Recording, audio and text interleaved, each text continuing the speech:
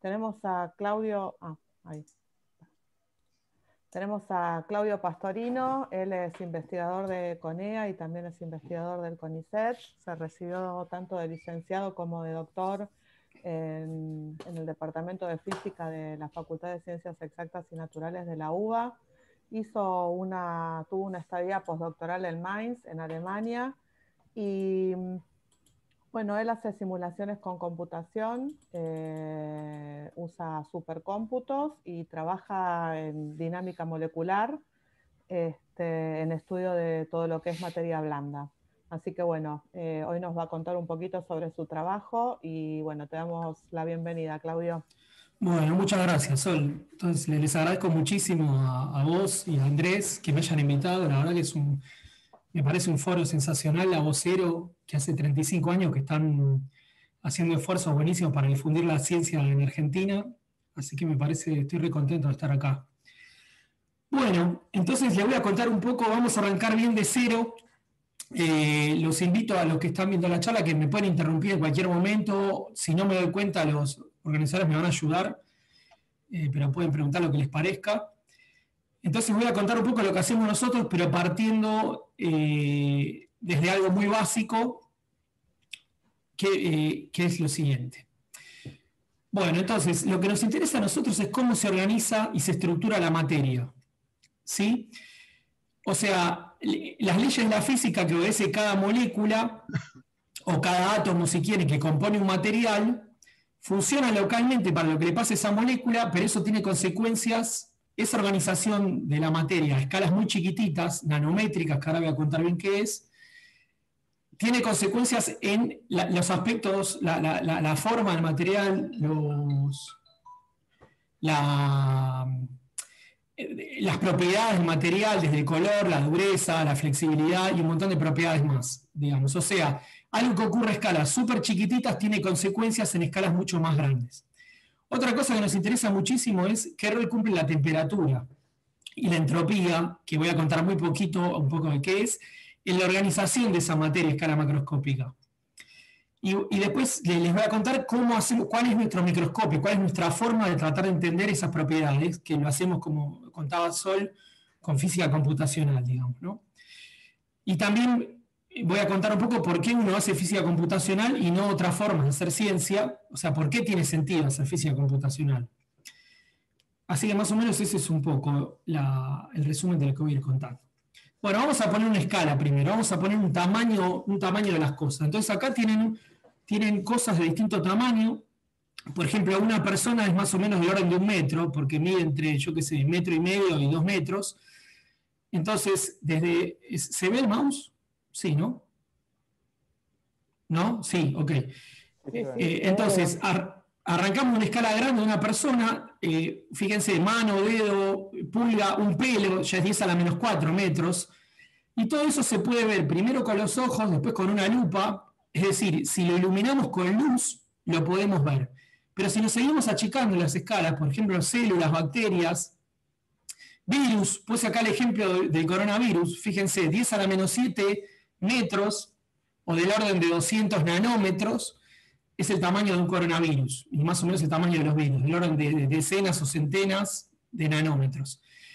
Pero a medida que nos vamos achicando, es más difícil observar a la materia. Entonces, por ejemplo, en la escala de células y bacterias se puede hacer microscopía óptica, es decir, con un microscopio de luz, o sea, básicamente con dos lentes combinadas que utilizan luz, podemos ver, podemos observar, podemos hacerle preguntas a la naturaleza y tratar de entender la respuesta con un microscopio.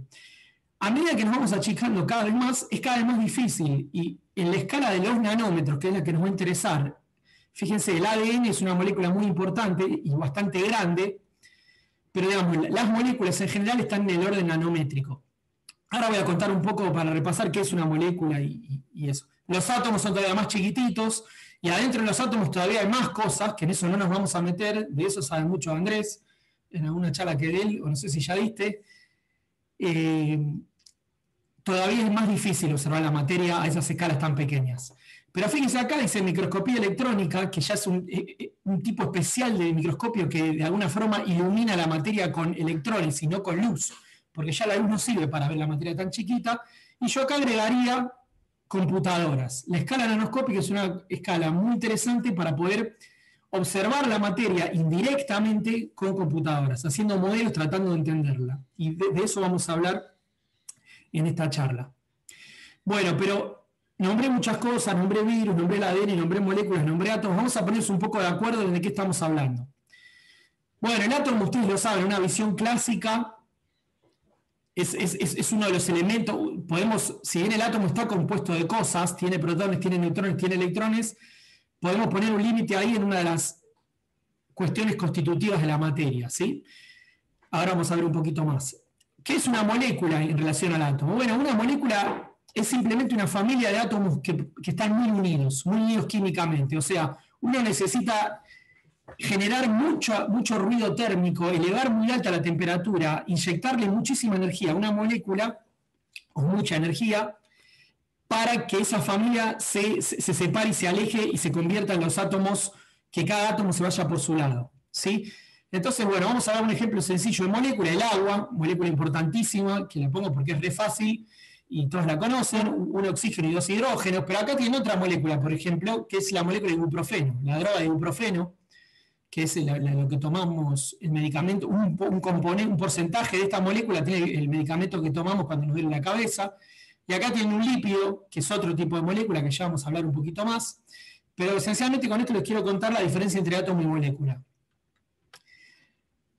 Y acá vemos la tabla periódica. La tabla periódica es una tabla donde se organizan los átomos y picoteo un oxígeno y 2 hidrógenos y formo la molécula.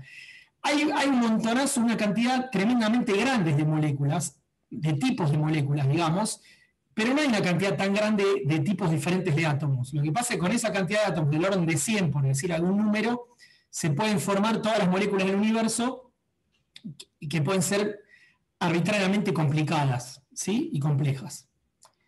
Bueno, entonces, ya sabemos que los átomos se pueden organizar en familias que se llaman moléculas, pero sabiendo cómo es una molécula, nosotros entendemos realmente la materia, entendemos el material, un material grande, o sea, cuando nosotros tenemos agua, saber que son moléculas de agua, ¿qué nos dice del agua macroscópica, del agua que podemos ver, que podemos tocar, en las cuales nos podemos mojar? Bueno, la realidad es que no alcanza eso. O sea, en lo que es la materia, además de la composición, que puede ser los átomos que componen esa cosa que nos interesa, el sistema que nos interesa, o las moléculas que lo componen, importa muchísimo la organización. Cómo se organiza ese conjunto de moléculas, ¿sí? Acá les muestro un ejemplo muy sencillo, una foto del sur, de un lago del sur, para mostrarles solamente en esta foto lo difícil que es la organización de las moléculas. Fíjense que en esta foto aparece el lago frío, pero el agua al fin, que es agua líquida, que tiene ciertas propiedades que son súper diferentes al hielo o a la nieve, que está más en la categoría de los sólidos, y tiene propiedades muy diferentes que el agua líquida, y después aparecen unas nubes que son conglomerados de pequeñas gotitas de agua, o también vapor de agua, ¿sí? Que es la molécula en estado gaseoso. Entonces, fíjense, estamos hablando de la misma molécula, siempre estamos hablando de agua, pero cuando cambia la organización de cómo se amuchan, cómo se interrelacionan un número muy grande de esas moléculas, las propiedades de ese material, de esa sustancia, cambian tremendamente, ¿sí? Entonces, vamos a ver eso de un punto de vista más poniendo el foco, poniendo un microscopio muy grande. Y lo que están viendo acá, por ejemplo, es cómo cambia la estructura de un material en el caso de que sea un gas, un líquido o un sólido, pero desde un punto de vista microscópico, ¿no? Uno puede también estudiar esto macroscópicamente. Por ejemplo, le puedo medir temperatura a un gas, le puedo medir un montón de propiedades, le puedo medir a un sólido la elasticidad, cuánto me cuesta romperlo, y eso sería caracterizar propiedades grandes, que las llamamos macroscópicas, los físicos o los científicos en general. Pero ¿qué pasa? ¿Qué diferencia hay desde el punto de vista microscópico o nanoscópico cuando entre un líquido, un sólido y un gas? Bueno, y acá tienen un pantallazo de qué es lo que es eso. En un gas, típicamente, las moléculas están muy alejadas unas de otras. Acá puse una molécula arbitraria amarilla, que no es nada, es una bolita que interactúa, digamos, con algún potencial que ya lo vamos a ver, con alguna forma de relacionarse con las demás moléculas. Pero fíjense, Un gas típicamente se caracteriza por tener distancias muy largas entre las moléculas casi no se ven, casi no interactúan y prácticamente no se atraen.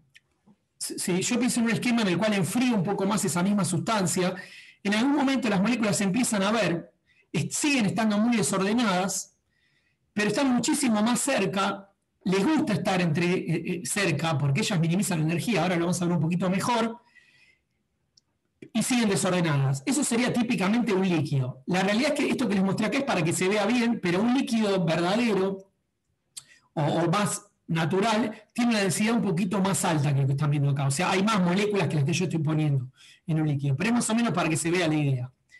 ¿Qué es un sólido, entonces, en esta forma de ver la materia? Bueno, un sólido son esas mismas moléculas, pero de tal manera que están con un altísimo grado de orden. Acá las puse totalmente ordenadas en lo que se llama una red cuadrada. Están como una especie de huevera en la cual en cada agujero o cavidad de la huevera pongo una molécula y están súper cómodas ahí y quieren estar juntas, porque ahora vamos a ver un poco por qué.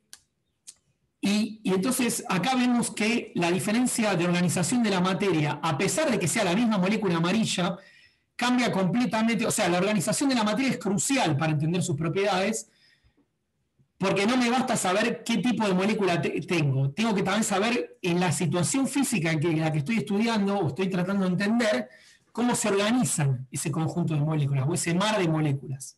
¿Sí? Una cosa interesante, lo que les estoy mostrando ya es una simulación computacional. O sea, yo esto lo que hice fue una simulación de las que hacemos en el grupo para reproducirles, para acá, para la charla, un gas, un líquido y un sólido. ¿Sí?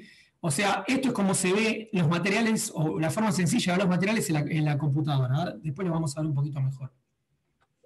Bueno, ¿y qué cambia entre una cosa y la otra? ¿Por qué un conjunto, un grupo de moléculas átomos van a querer ser sólido, o por qué van a querer ser líquido, o por qué van a querer en el sentido de, no es que estoy diciendo que tienen voluntad, digamos, ¿no? En el sentido de por qué están más cómodos en una situación física organizadas las moléculas, en un sólido que en un líquido. Bueno, acá hay otro jugador importantísimo para eso, que es la temperatura. En general, más temperatura, esto es un poco la escala. O sea, los átomos tienen una energía de interacción y en general a distancia, y las moléculas también, y a distancias pequeñas en general se atraen. A distancias muy, muy pequeñas se repelen, pero a distancias medianas, justamente de la escala del nanómetro o medio nanómetro, se atraen. Entonces, si solo las dejáramos a lo que ellas quieren hacer, las moléculas estarían siempre en estado sólido. Pero por supuesto, en el mundo también existe energía térmica, agitación térmica, que es la temperatura. Entonces, la temperatura es otro jugador que va a definir cómo se organiza la materia. Entonces, fíjense, cuando está la temperatura muy, muy baja, los sistemas en general están muy ordenados, como sería este sólido, porque gana la atracción energética entre las moléculas. Entonces ahí es como que se forma esa especie de huevera energética, los átomos se acomodan cada uno en el lugar que está más cómodo, que es el mismo para todos, entonces se ponen todos equidistantes y en un arreglo muy ordenado. Eso es un sólido, típicamente. Por supuesto, esto es un sólido muy ideal, porque un sólido puede estar contaminado, puede tener una molécula de otro tipo acá en el medio, que deforme esta formita, pueden pasar un montón de cosas. Pero digamos, a temperatura suficientemente baja, típicamente la materia se ordena. Ahora vamos a ver algún detalle más. A medida que subo la temperatura es agitación térmica, o sea, es la velocidad, la energía cinética, llamamos nosotros, sería la velocidad característica que tienen esas moléculas. A medida que el aumento, eso induce un desorden, las moléculas ya no están en la huevera, se empiezan a salir de esa huevera, porque además de minimizar la energía, que es lo que ellas quieren, ahora vamos a ver mejor, está esa agitación térmica que induce a desordenar y mete ruido. Entonces, y a temperaturas más altas, subo más la temperatura respecto al líquido, las moléculas directamente se alejan mucho, se desordenan terriblemente. Y este es el dominio de la energía de movimiento, de la agitación térmica. O sea, en esta parte de lo que les estoy mostrando, gana la temperatura. Gana la temperatura por sobre la atracción, que la vamos a llamar la energía de interacción de los materiales, ¿no? la atracción de las moléculas. Entonces, en esta zona tenemos que gana la energía y en esta zona gana la temperatura o gana la entropía, que ahora lo vamos a ver un poquito mejor. Vamos a ver un poquito entonces detalle de cómo se atrae la materia, cómo se atraen las moléculas. Entonces, fíjense, esto que ven acá, por ahí queda un poco lío, es un potencial muy típico, es el potencial típico con el que se atraen las moléculas, que se llama potencial de Lennard-Jones, o también se llama fuerza de Van der Waals. Hay muchísimas más tipos de interacciones. Yo les estoy contando una que es de las más sencillas. Por ejemplo, la interacción eléctrica también está, y a escalas más chiquitas hay otras interacciones que no voy a mencionar. Pero el potencial tiene esta forma, digamos, tiene esta fórmula matemática que no voy a entrar en ella, pero típicamente es un pozo de energía. Vieron que seguramente todos escucharon hablar esto de que las cosas o la materia o los materiales tienden a minimizar la energía. Bueno, justamente minimizar la energía es que las moléculas tienden a ponerse, si esto es un potencial de energía, las moléculas tienden a ponerse, o los átomos, tienden a ponerse, si no hubiera temperatura, tenderían a ponerse en el mínimo de este potencial. Justamente minimizan la energía acomodándose de a pares a una distancia que minimiza esa energía. Entonces vamos a ver un poquito qué es lo que pasa con este potencial. Imagínense que en el cero, acá tengo una molécula, o un átomo para simplificar, una molécula, una bolita, digamos, ¿no? O sea, una partícula, y voy computando qué pasa con la atracción a esas distancias. Entonces, fíjense, a distancias muy, muy grandes, que sería el régimen de gas, la fuerza es cero, porque el potencial se va a cero. Entonces, la fuerza, bueno, la fuerza en realidad es la derivada del potencial, para el que lo sepa, digamos, pero es de alguna forma, es la tasa de cambio de esta curva, la fuerza de potencial. No importa mucho, no voy a hacer hincapié en eso porque se va a complicar, pero digamos, a distancias muy, muy largas, la fuerza es cero. Es lo que pasa en un gas. De alguna forma las moléculas, los átomos no se ven porque están demasiado lejos. Entonces, un átomo, una molécula no sabe que está el otro a esa distancia. A medida que se empiezan a acercar, llega un momento que sí se empiezan a ver, cuando se empieza a mover este potencial, y justamente hay una atracción, que es la pendiente esta de potencial positiva, induce una atracción. Entonces, cuando se vean un poquito esas dos moléculas, se van a querer atraer. ¿Atraer hasta dónde? Atraer hasta llegar a este mínimo que tiene, porque después de eso, esto indica una repulsión. Eso es lo que les decía de la huevera, si uno suma todas las contribuciones de muchas moléculas. Entonces, una molécula que está lejos no se ven, entonces es como si no supieran que la otra existe. Cuando se acercan un poquito se van a atraer, y cuando se acercan mucho, mucho se van a repeler. Entonces, entre esta repulsión, que sería acá, y esta atracción, que sería acá, la situación que minimiza la energía en la materia, típicamente es las moléculas a esta distancia. O sea, si acá tengo una molécula, acá acomodo a esta distancia. Bueno. Entonces, con esto lo que les quiero contar es la componente energética de la materia. Cuando ustedes escuchan hablar de si minimiza la energía, se habla de esto, ¿sí?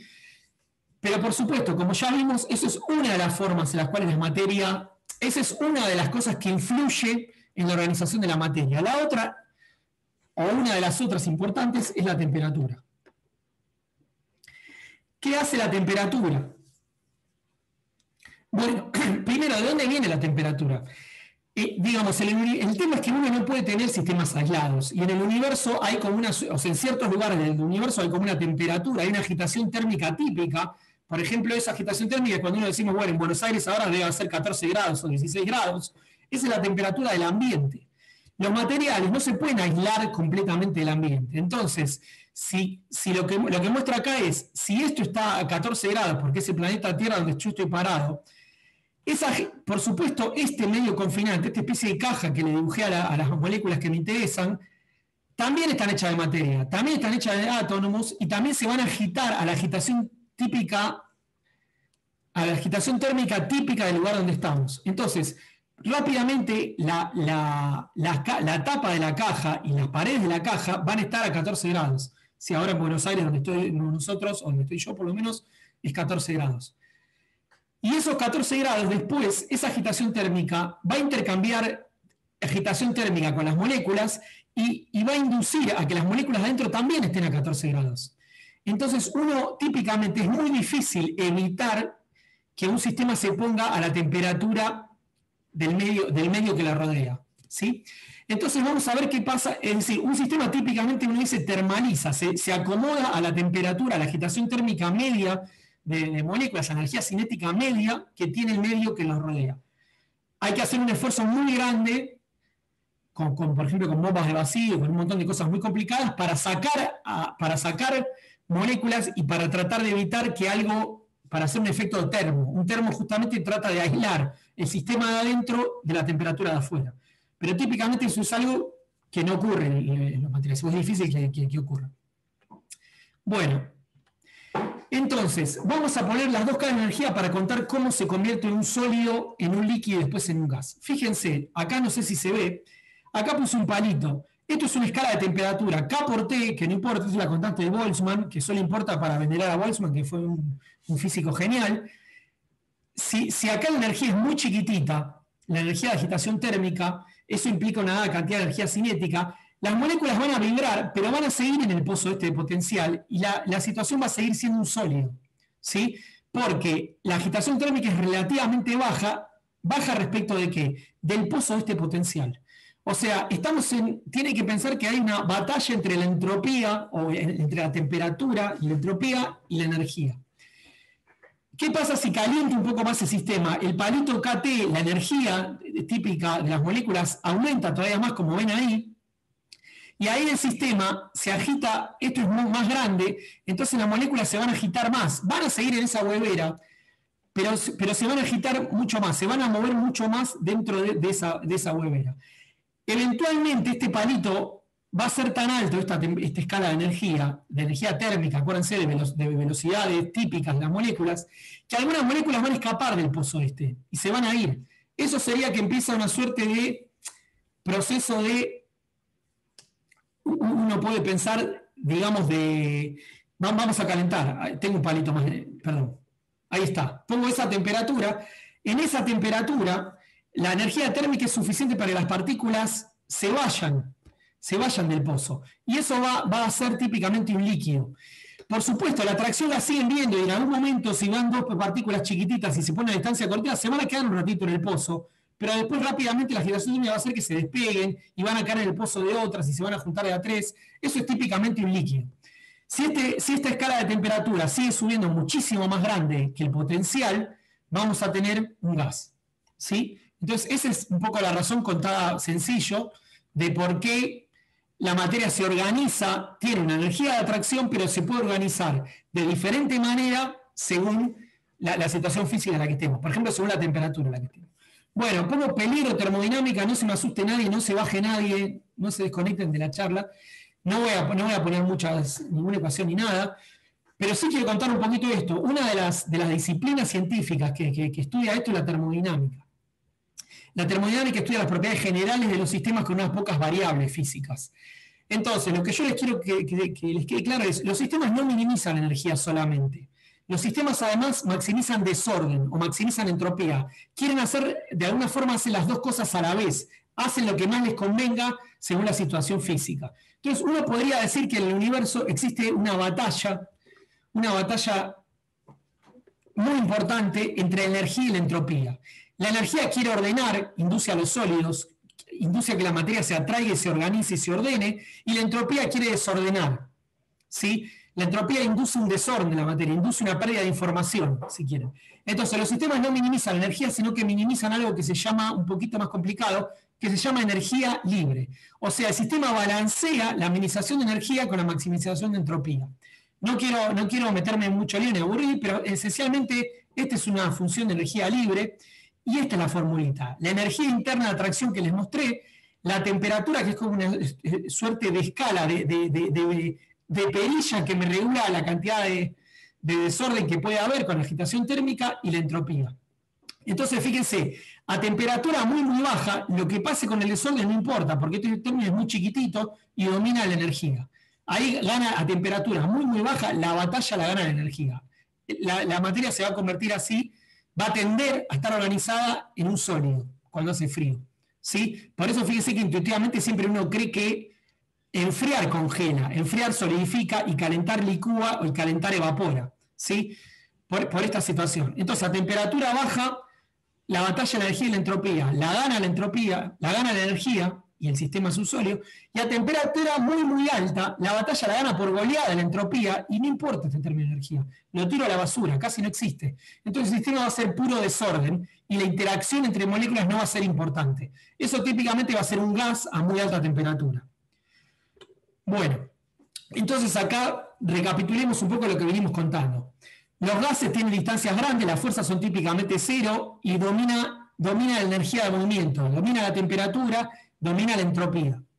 En los líquidos es un caso intermedio en el cual domina la energía potencial pero no triunfa, no gana. O sea que está todo el tiempo una pequeña situación de gana una, gana la otra, me meto en la huevera, salgo de la huevera, dice la molécula, me quedo un ratito, salgo, pero me meto en la de otra, me quedo un ratito y salgo. Entonces el sistema tiende a estar juntos, tiende a estar organizado. O sea, hay una atracción porque las moléculas tienden a estar juntas. Entonces ahí hay una atracción, pero no gana definitivamente ninguna de las dos cosas, ni la entropía ni la energía. En un sólido, por el contrario, las distancias son muy cortas, los sistemas se ponen en el mínimo de energía, ahí sí vale el famoso minimizar la energía, y de alguna forma los sistemas se ponen en esa huevera energética que es un sólido. Hay un orden local y de largo alcance. Los átomos casi están clavados en su posición y apenas se agitan un poquito así, muy chiquitito, y se minimiza la energía. Acá, en un líquido, las moléculas prefieren estar cerca unas de otras, pero recorren todo el espacio que pueden. O sea, una molécula que arranca acá, se puede ir para acá. En un sólido, típicamente, eso no pasa tanto, pasa muy poco. Si la molécula está acá, es como está clavada en su posición en esa situación. Bueno. Entonces, con esto les quise dar un pantallazo de las complicaciones que tiene, las dificultades que tiene en tratar de entender la materia, tratar de entender cómo se organiza la materia. Y ahora vamos a entrar un poco a por qué hacer simulaciones, ¿sí? O sea, por qué uno hace simulación computacional y no otra técnica, ¿no? Por supuesto, los científicos también hacen experimentos y también hacen lo que se llama teoría analítica, pero acá les quiero contar el eje de por qué nosotros por lo menos hacemos simulaciones. Entonces, si uno puede escribir la fuerza entre las moléculas, las puede escribir porque las sabe, porque las conoce, por ejemplo, porque hizo experimentos y sabe cómo interactúan, se pueden escribir las ecuaciones de movimiento de las moléculas. Por ejemplo, entre 3 moléculas sería una cosa así, si hubiera solamente fuerzas clásicas, digamos. Acá no me estoy metiendo en mecánica cuántica ni nada raro, esas cosas raras. ¿Sí? Entonces uno le escribe formalmente las ecuaciones y en principio las podría resolver, pero la mala noticia es que no se pueden resolver. O sea, analíticamente, aunque uno sea capaz de escribir las ecuaciones, con lápiz y papel para más de 4 partículas ya es muy difícil resolver, o prácticamente imposible resolver las ecuaciones de movimiento, ¿sí? Para saber cómo se va cada partícula. Entonces no tenemos, imagínense que para 10 partículas ya no se pueden resolver las ecuaciones. Imagínense lo que nos queda para un material de verdad que tiene 10 a la 24 partículas, por ejemplo, ¿no? Supongamos, en un determinado tamaño. Entonces, ¿qué hacen las simulaciones computacionales o las simulaciones numéricas? Permiten resolver numéricamente, no analíticamente, no con lápiz y papel, sino en la computadora, durante un tiempo de la vida del sistema, permiten resolver las ecuaciones para entre 1000 y 1.000.000 de partículas, digamos, para decir algo razonable. ¿Sí? O sea, yo puedo escribir las ecuaciones de 1000 partículas, meterlas en un programa de computadora, o de 1.000.000 de partículas, y tratar de resolverlas un ratito. Y con ese ratito la idea es que al sistema le haya pasado todo lo que le tenía que pasar y que me alcance para entender las propiedades, aunque no resolví perfectamente cómo se mueven las moléculas. ¿Sí? Entonces, por eso, esa es la razón por la cual tenemos que hacer simulación computacional. Hay un montón de técnicas de simulación computacional, no voy a hacer... No les voy a poder contar todas, pero les voy a contar la que más usamos nosotros, es dinámica molecular. Entonces la idea es meter en una computadora muchas ecuaciones de Newton correspondientes a 1000, 10.000, 100.000 partículas y resolverlas un ratito. Necesitamos un modelo de interacción, o sea, para poder hacer ese modelo de la materia nosotros necesitamos Por ejemplo, que algunos grupos experimentales hagan experimentos para ver cómo interactúan esas moléculas y entender qué forma tendría el potencial ese que les mostré. Esa información se la tenemos que dar a la computadora. Y una vez que tenemos eso, resolvemos el sistema por un ratito y nos permiten medir un montón de propiedades del sistema. Esto es como un microscopio potentísimo que nos permite medir las propiedades macroscópicas del sistema, como la presión, temperatura, pero también nos permite entender las velocidades, las posiciones, cómo se organizan, cómo se deforman las moléculas, qué movimientos típicos tienen. Otra ventaja de la simulación computacional es que la muestra es completamente pura, porque la estoy poniendo yo en la computadora, como si fuera un experimento virtual. Entonces, a propósito, la pongo 100% pura, si quisiera, si no la puedo contaminar también, o le puedo meter moléculas de otro tipo. Y además puede estudiarse en condiciones, en una computadora, en una supercomputadora, uno puede estudiar la materia en condiciones que son muy difíciles de acceder experimentalmente, porque está muy caliente, porque está muy frío, o por la razón que a ustedes les parezca.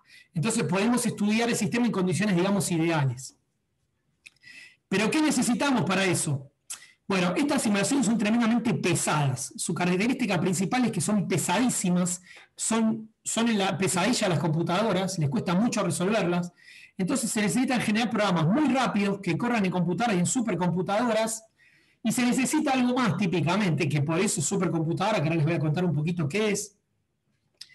Se necesitan cálculo en paralelo, o sea, en vez de poner a una sola molécula, a una sola computadora a resolver todas las ecuaciones,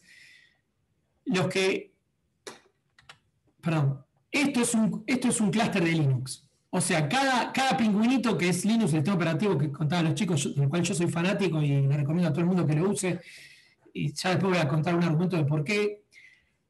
Cada pingüinito que está ahí representa una computadora. Entonces, en vez de poner una sola computadora a calcular solita las ecuaciones, lo ponemos en paralelo. Ponemos un ejército de pingüinitos, un montón de nodos, se llaman, a resolver un pedacito de las ecuaciones, ¿sí? A resolver algún conjunto, un subconjunto de esas ecuaciones. Entonces, eso permite que la computadora funcione muchísimo, digamos, la simulación funcione muchísimo más rápido y nos permite acceder a problemas muchísimo más interesantes, calcular muchísimas mejores propiedades y entender mucho más. O sea, si uno tiene la ilusión de hacer una simulación computacional como la hacemos nosotros en una sola computadora, prácticamente no es posible, porque sería terriblemente lento. O sea, una computadora sola estaría años o meses. Nosotros típicamente hacemos simulaciones que ya como con cálculo en paralelo tardan 10 días, un mes o una semana, ¿sí? Imagínense, si no estuvieran todos los pingüinitos trabajando juntos, sería terriblemente más largo y no se podría hacer. Entonces, el cálculo en paralelo o el uso de supercomputadoras es una necesidad esencial de nuestra forma de hacer ciencia. Bueno, vamos a meternos un poco en supercomputadoras entonces, brevemente. Andrés, no sé cómo voy con el tiempo, cualquier cosa decime. ¿Cuánto es esto? ¿Una hora? Vamos media hora, un poquito, pero dale tranquilo, dale tranquilo. Bueno, ahora después se va a poner más relajada la charla, les voy a mostrar peliculitas y dibujitos, pero déjenme terminar esta parte un poquito más pesada. Bueno, tenía ganas de ponerle esta supercomputadora. Esos pingüinitos muy lindos que están ahí arriba, en realidad, cada pingüino vive en uno de esos cables que ven acá. ¿Sí? Cada uno de estos cables es un nodo que se conecta con todos los otros, porque la idea es que tampoco puede cada nodo calcular solito. Cada tanto se tienen que hablar, se tiene que decir, se tiene que comunicar, digamos, ¿no? Che, yo calculé esto, vos qué calculaste, pasame tu data, yo te paso mi data y siguen calculando, ¿sí? Por ejemplo, la posición de dos moléculas. Un nodo calculó la posición de una molécula y el otro la otra, pero se la tienen que intercambiar cada tanto, para tener toda la información que necesitan. Entonces, esto que ven acá es una supercomputadora. Elegí esta porque me pareció re divertido, que se inauguró ayer. Esta computadora está operativa desde ayer. Es una computadora que está en Alemania que se llama Horeca y es la número 52 del mundo. Hay una lista que en el top500.org, si entran, hay una lista de cuáles son las 500 supercomputadoras más poderosas del planeta Tierra, que se actualiza cada 6 meses. Y todo el tiempo esto ya es una cuestión casi hasta estratégica de los países, digamos, ¿no? Así como los países se pelean geopolíticamente para ver quién gana las Olimpiadas, también se pelean y también están en esta batalla viendo a ver quién tiene la supercomputadora más grande o quién tiene mayor poder de cálculo, porque además es importantísimo, digamos, ¿no? Para un montón de aplicaciones que algunas ya les voy a contar. Pero bueno, esto sería una visión de una supercomputadora super moderna, top notch, ya les digo, se encendió ayer esta computadora, que es tremenda, es gigantesca, pero no es la más grande del mundo. No quise ponerla más grande porque es una... O sea, fíjense ya cómo es la número 52 del mundo.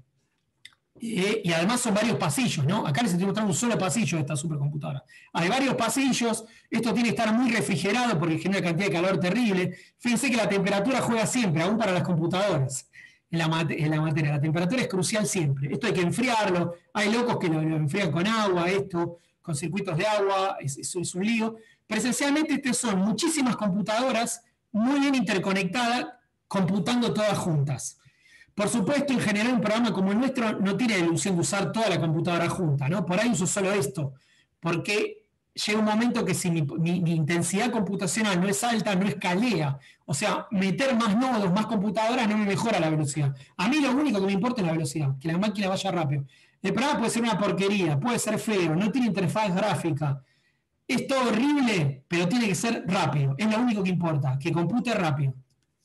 Bueno, esta es una supercomputadora, digamos, de primera del mundo que se inauguró ayer, Joreca, y esta es la nuestra, que tenemos ahí en Tandar, que si esta charla hubiera sido allá se las hubiera mostrado. Mejor dicho, no es la nuestra es bastante más grande que esta, pero les estoy mostrando solo algunos racks de esta computadora. Y bueno, acá ven, cada palito que ven acá es un nodo, la parte de atrás se las mostré en otra, entonces no se la estoy mostrando en esta. Lo que ven acá, esto que ven acá son UPS, UPS son máquinas que lo que hacen es cuando se corta la luz, le siguen dando electricidad por un rato a la computadora para que se pueda apagar bien, porque los datos de la gente, o sea, piensen que esto es como una especie de laboratorio para 20 investigadores, 20, 30 investigadores de CONEA, es el laboratorio esto. Entonces, por supuesto, si se corta la luz, de ninguna manera queremos que se mueran los datos, porque por ahí la computadora hace una semana o hace un mes que estaba calculando esos datos. Entonces, cuando se corta la luz, los nodos de cálculo se mueren todos, pero las máquinas que se llaman NAS, donde se guarda la información, no se muere y se va apagando de a poquito para que no tenga problema. Bueno, lo que tiene maravilloso estas supercomputadoras es que son nuestras, ¿sí? Entonces las podemos configurar, adaptar a nuestras necesidades, configurar con nuestros programas, utilizar nuestras librerías. O sea que en ese sentido es algo fantástico. Para contar esto, le voy a hacer una equivalencia con guitarras eléctricas. Perdóname, sí. Claudio. Sí. Acá hay algunos comentarios. Sí. Horacio Castellani te dice que la granja de bitcoins de Ushuaia es más grande. Sí. Creo que no que la nuestra, sino que la otra todavía. Sí. Y pregunta por qué no le podemos pedir horas de cálculo a las granjas de bitcoins, por ejemplo. Que bueno, creo que está bien, lo puedo responder. Sí, le puedo responder eso, es muy interesante la pregunta. Y otra persona te dice que se parece a Clementina, que si mal no recuerdo, Clementina fue una de las primeras supercomputadoras. Pero exactamente, justamente Clementina, los que vieron Clementina, la supercomputadora argentina de aquella época, que fue una de las primeras computadoras de Sudamérica, es la tatarabuela de estas máquinas. Exactamente, es la misma idea. Es la tatarabuela de esto que están viendo ustedes acá. La pregunta del Bitcoin es muy interesante. Lamentablemente no podemos usar granjas de Bitcoin. Y justo en particular de Bitcoin, les puedo contar por qué. Porque las granjas de Bitcoin son parecidas a estas, pero lo que tienen en cada nodo, lo que tienen en cada cable, no es una computadora programable. Es algo que se llama una ASICS, que es un hardware que está hecho exclusivamente para el programa de minar Bitcoin. Lo que tiene de maravilloso esta supercomputadora comparado con eso es que nosotros podemos cambiarle el programa y computar cosas distintas. Por ejemplo, yo calculo propiedades de moléculas y Solange Napoli, que está acá, que es una procesadora, ella calcula propiedades electrónicas de la materia. Y nosotros podemos correr las dos cosas en esta supercomputadora. En esta todavía no solo, bancame un tiempo, pero en esta sí podemos calcular. Y el problema del Bitcoin es que es tan específico, necesita tanto power que directamente no le pongo una computadora de uso general. Le pongo una computadora que desde el hardware, desde los fierros, ya está preparada para minar Bitcoin y no sabe hacer ninguna otra cosa más, prácticamente, que minar Bitcoin. Eso es para Bitcoin en particular, para ASICS. Hay algunas criptomonedas que sí se usan con GPU. Por ahí después les voy a contar cuando charlemos. A eso sí le podríamos pedir poder de cómputo, pero no a la gente que mina Bitcoin. No sé si hay más preguntas, Sol, antes de seguir. No, por ahora no. Ok, cualquier cosa interrumpo. Dale. Bueno, entonces, quiero hacer esta equivalencia porque me encantan. Si hay muchos chicos jóvenes por ahí no saben lo que es una Frankenstrat, pero por eso lo quiero contar. El otro día, ayer le escribí a un amigo muy querido, que muchos conocen, Juan Luis Acarel, y le dije, preguntale a tus hijos qué es un Stratocaster, y ninguno sabía. Así que nos pusimos muy mal, y voy a poner quiero mostrar esa cosa. La Frankenstrat, no sé si saben qué es. Esto es una guitarra Stratocaster, una guitarra típica de rock.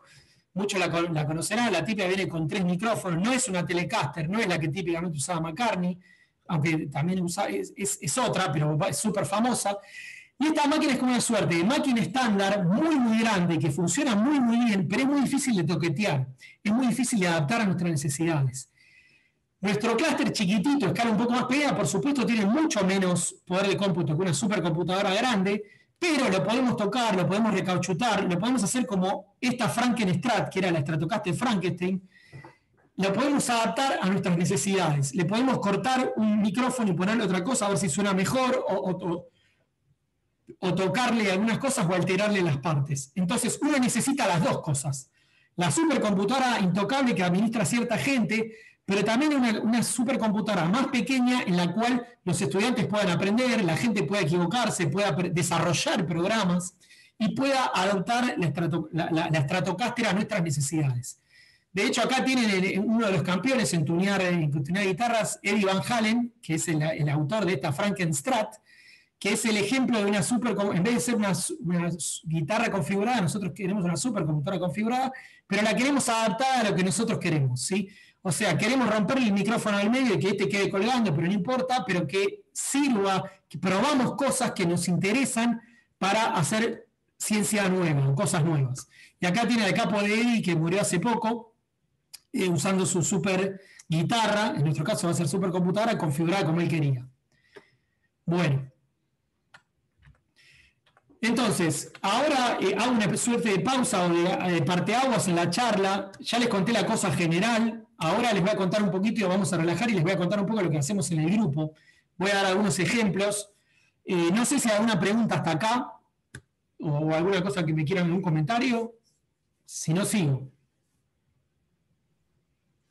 ¿Sigo? No, la pregunta es, en los 20 años entre que vos hiciste el doctorado y la actualidad, no sé, sí. ¿por cuánto, cómo cambió tu, no tu performance, sino la performance de lo que se puede hacer, ¿no? O sea, ¿por qué factor?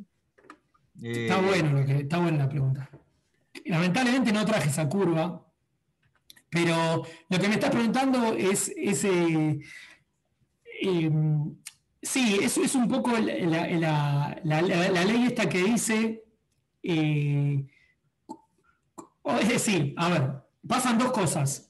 La cantidad de transistores que uno puede meter adentro de un procesador de computadora típicamente se duplica cada 18 meses. Así que imagínate lo que podría haber mejorado en ese tiempo. En una época eso se traducía que las computadoras eran más o menos el doble de rápidas cada 18 meses. Pero eso ahora no es más cierto, porque justamente entra la cosa paralela. O sea, hacer que un solo core, o un solo procesador, unidad de procesamiento, sea el doble de rápido, ya se llegó a un límite que no se puede hacer más eso. Que esa es la otra razón está buenísima la pregunta de Andrés, porque es la razón para paralelizar. O sea, los procesadores típicamente van a 3 GHz de rapidez. ¿Sí? La frecuencia de cálculo, se llama flip-flop, que hace una operación, es 3 GHz. Pero eso no se traduce en la velocidad de mi programa. Lo que se traduce es que cada vez los procesadores tienen cada vez más cores.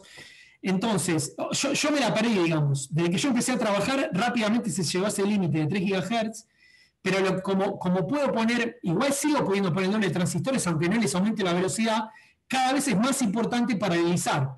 Porque como no puedo hacer que un solo nodo, una sola procesador vaya más rápido, lo que necesito hacer cada vez mejor es que mi programa corra en muchos nodos.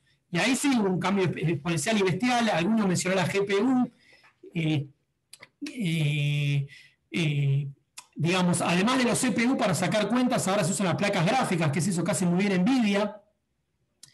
Y que uno puede tener dentro de una computadora 500, 1024 cores de cómputo rapidísimos. Pero por supuesto, eso a nosotros como científicos computacionales nos implica un montón de esfuerzo. O sea, hay gente que tiene que trabajar un montón. O sea, el programa puede ir más rápido, pero tiene que ir más rápido no porque un procesador va más rápido, sino porque corren más procesadores, ¿sí? Ese es el aumento. Pero igual el cambio fue exponencial, por supuesto, el cambio fue bestial. O sea, yo hice el doctorado con el de 8.000, 10.000 partículas y ahora puedo correr 250.000 partículas, tranquilamente, digamos. ¿Sí? Entonces eso me permite hacer sistemas más difíciles o, que le voy a contar ahora, estudiar sistemas en condiciones físicas más complicadas que antes. ¿Sí? Al principio, para hacer estos cálculos, uno estudiaba la materia en equilibrio y después dijo, no, vamos a divertirnos, vamos a poner flujo, ¿qué pasa si caliento acá y enfrío acá? Se empezaron cada vez a hacer cosas más complicadas. Bueno, entonces acá está, les voy a mostrar resultados de toda esta gente, que son gente que pasó por nuestro grupo, ahora la mayoría de ellos terminaron. Entonces nosotros dos somos los investigadores viejos del grupo. Él es Ignacio Urrutia, que él no le gustan tanto las supercomputadoras, hace lápiz y papel, hace cálculo analítico, entonces nosotros somos complementarios, y los demás chicos trabajaron en nuestro grupo haciendo su tesis de licenciatura, su tesis de doctorado con nosotros, y nos divertimos un montón cuando ellos pasaron. Nosotros trabajamos... Quiero contar que hice un postdoctorado también en ese grupo. Es cierto. Con lo que sería mi mamá científica, que ese es su lema de agua. Bueno, entonces, nosotros trabajamos de todo esto que les mostré, por supuesto, hay una cantidad bestialmente de materiales, muy, muy grande, con un montón de propiedades totalmente diferentes. Entonces uno se dedica a un campo de ellos.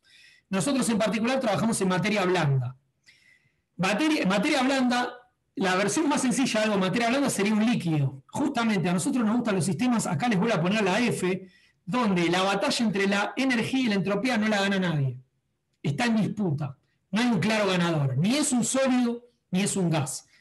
Y trabajamos con moléculas típicamente bastante complicadas, que la materia blanda tiene un triángulo formado por estas moléculas. Los polímeros, no sé si saben lo que son los polímeros, les cuento brevemente. Esto es un polímero. Es una molécula con forma de fideo. Podría decir fácilmente que un polímero es un nanofideo. ¿Sí? Por ejemplo, todos los plásticos están hechos de polímero, el petróleo son distintas longitudes de alcano y de polímero, pero hay un montón de cosas más en la naturaleza que son polímeros. Por ejemplo, gran parte de la biología. Por ejemplo, el ADN es un polímero muy complicado.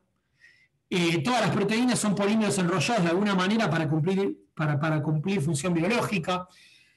Entonces, esa es una de las moléculas típicas de la materia blanda. La otra molécula típica son las bolitas, los coloides. Acá hay un ejemplo de esferas rígidas, es el otro triángulo de la materia blanda, que interactúan como si fueran bolitas, efectivamente. Por ejemplo, no sé, para darles un ejemplo, algo que es una solución coloidal es la pintura. La pintura son como bolitas metidas en agua o metidas en algún solvente, la pintura que es sintética, que es con aguarrás, por ejemplo. Y esas son distintas bolitas que interactúan de diferente manera, pero el aspecto principal es que son bolitas interactuando. Y el otro elemento importante de la materia blanda, que en eso laburó Carla Rossetti con nosotros, son las membranas, los lípidos, que es una de las moléculas que les mostré. Los lípidos forman estas membranas, que son moléculas importantísimas para la biología, porque forman el sistema de compartimentalización de la biología. O sea, la piel, de alguna forma, el contorno del coronavirus, el contorno de cada una de nuestras células, está hecha de bicapas lipídicas. ¿Sí? Bueno, entonces nosotros nos movemos por este triángulo. En los vértices está justo lo mismo, pero fíjense, por ejemplo, este es un tipo de virus que tiene una cierta dureza que hace que sea un poco polímero y un poco coloide. ¿Sí? Y esto es un polímero dibloque que tiene una característica parecida de surfactante que tienen también los lípidos. O sea que hay un montón de cosas que están en el medio. Por ejemplo, acá hay una proteína también, que como les decía, es un polímero, pero tiene, según como se lo mire, es un poco coloidal y es un poco anfipático o anfifílico. ¿Sí? Entonces acá tienen un mar de moléculas tremendo para divertirse. A nosotros nos interesan algunas de esas y nos especializamos en algunas cosas. Y ahora lo que les voy a mostrar es algunos ejemplos del tipo de cosas que hacemos nosotros. Bueno, ya les dije que trabajamos con clústeres de supercomputadoras, trabajamos sistemas en equilibrio, que es meto las ecuaciones, suelto al sistema y no le hago nada, y espero a ver a dónde va, a dónde se equilibra, pero también nos gusta muchísimo trabajar con sistemas fuera de equilibrio. Por ejemplo, pongo un canal, le pongo un líquido con un líquido polimero, alguna cosa media rara, y a eso le pongo una fuerza externa y se empieza a mover, empieza a circular por el canal. y quiero ver qué le pasa a la materia en esas circunstancias, no en equilibrio. Estudiamos distintas fases, podemos calcular, como ya decía, un montón de cosas, las cantidades medias de cualquier cosa, presión, temperatura, cómo se mueve cada molécula, cómo se deforma cada molécula, a qué velocidad una molécula se mueve por el mundo, cómo es la difusión de unas moléculas, la forma ya se los dije, qué cambia con la forma si la molécula se acerca a la pared de un canal o se aleja, qué pasa con la velocidad de la molécula cuando se acerca a otra, cuando se acerca a un determinado lugar. Y en definitiva lo que hacemos son experimentos virtuales. O sea, con un dado modelo de potencial de interacción, metemos eso en una computadora y le creamos una situación, una condición física al sistema para estudiar y para ver qué le pasa. Bueno, entonces le voy a dar una motivación de uno de los temas que estudiamos, que es la micro y la nanofluídica. Esta es una disciplina no muy vieja, relativamente nueva, podría decir que arrancó en 2005. Yo esto empecé a estudiarlo cuando hice el postdoctorado en Alemania, digamos que tuve una estadía de 2 años y pico en Alemania y después seguí colaborando con los colegas alemanes. Entonces, ¿qué es la microfluídica? La microfluídica es tratar de hacer chips como este, pero por un chip típicamente, por el chip de computadora, justamente por un CPU, por un GPU, lo que viaja por ese chip a altísimas velocidades son corrientes de electrones, son corrientes eléctricas. La idea de la microfluídica es hacer un chip por el cual viajan moléculas, ¿sí? Entonces, por ejemplo, en el chip la idea es que pone, por ejemplo, pues, una aplicación típica sería determinar enfermedades. Yo pongo una gotita de sangre en el chip, se combina con un montón de cosas y me detecta 20 enfermedades posibles, ese chip. Otra posibilidad es estos canales que ven acá, que estos son polímeros y esto es un material duro, puede ser silicio, por ejemplo, y la idea es que por ahí hacemos circular agua o hacemos circular otra cosa y queremos ver qué le pasa y esto tiene un montón de aplicaciones, como se imaginarán, ¿no? Por ejemplo, puede servir para hacer, no sé, un ejemplo, un viscosímetro, un aparato que mide cuán viscoso, cuán espesa o cuán blandita es una sustancia. Otro chip que tienen acá, por ejemplo, esto se está visto con lo que le decía, con microscopía electrónica. Esto es una fábrica de gotas.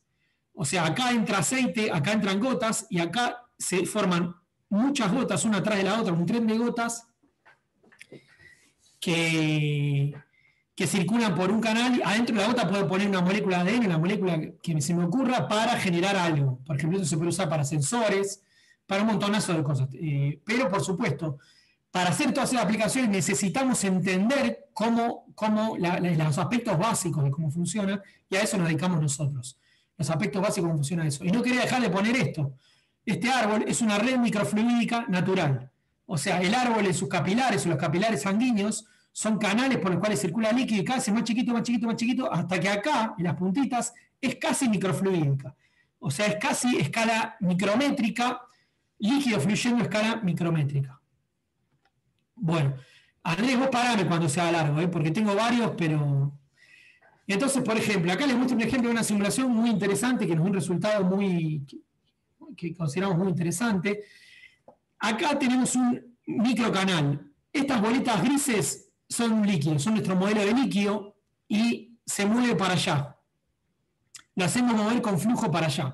Y acá tenemos un cepillo polimérico. O sea, estos son polímeros, como esos fideos que les había contado. El sitio celeste, el polímero está clavado en la pared y de ahí sale el pelito para arriba. Entonces la pregunta es, cuando fluye el líquido, ¿cómo se peinan los polímeros? ¿Qué les pasa? ¿Sí? Y fíjense qué interesante una cosa que encontramos. Uno diría, bueno, si vos tenés unos pelitos así y les hacés pasar líquido, lo que va a pasar es que se van a peinar, va a pasar esto. Bueno, le hicimos esa pregunta a la naturaleza y nos dijo, no pasa eso. Fíjense qué interesante lo que pasa. Efectivamente, el polímero se peina, pero hace como un movimiento circular, hace un movimiento cíclico. Esto también se vio en ADN, en moléculas de ADN, se vio con experimentos. Nosotros lo pudimos ver en la simulación. O sea, los polímeros se van para atrás generando un backflow, generando un flujo hacia atrás. Porque cuando vuelve el polímero, o sea, esto es una coreografía. Yo acá les estoy mostrando uno solo, porque la computadora puedo visualizar la muestra como yo quiera. Por ejemplo, lo que yo le estoy mostrando acá es, en la simulación verdadera pasa líquido, perdón, perdí el mouse, acá está. En la simulación verdadera pasa líquido para allá, y acá hay un montón de polímeros colegas de pero yo los apago todos y solo miro este. porque eso me permite la computadora, la resolución que yo quiera. Entonces, solo miro esto y estudio cómo son los movimientos de esa molécula. Y una cosa que encontramos muy interesante... Una pregunta. Sí, esto es a escala sí. nanométrica, ¿no? Porque eso estoy Esto viendo es los escala átomos. nanométrica. Pero Sí. es muy diferente, porque yo no lo veo así a simple vista, muy diferente de yo voy en el auto y pongo un, no sé, un barrilete o una cintita, o la típica Sí. cinta rutera que, no sé, que ponen en... No, no es la cintita rutera, es la del contra el gualicho, ¿no? Que pone una cintita roja colgando en el Sí, auto. si flamea, me preguntás si flamea de la misma manera. Y Mira, es yo lo veo interesante la bastante pregunta. parecido. Sí, o sea, es interesante lo que decís. La diferencia, la verdad que no estudié la cintita rutera, o sea que no te puedo decir exactamente cómo flamea, pero sí te puedo decir una diferencia fundamental. En la cintita rutera no juega la temperatura. La temperatura es muy... O sea, la temperatura no tiene un rol muy importante, la agitación térmica de las moléculas. Y acá sí tiene un rol muy importante como se ve. O sea, esa agitación térmica es cómo golpean.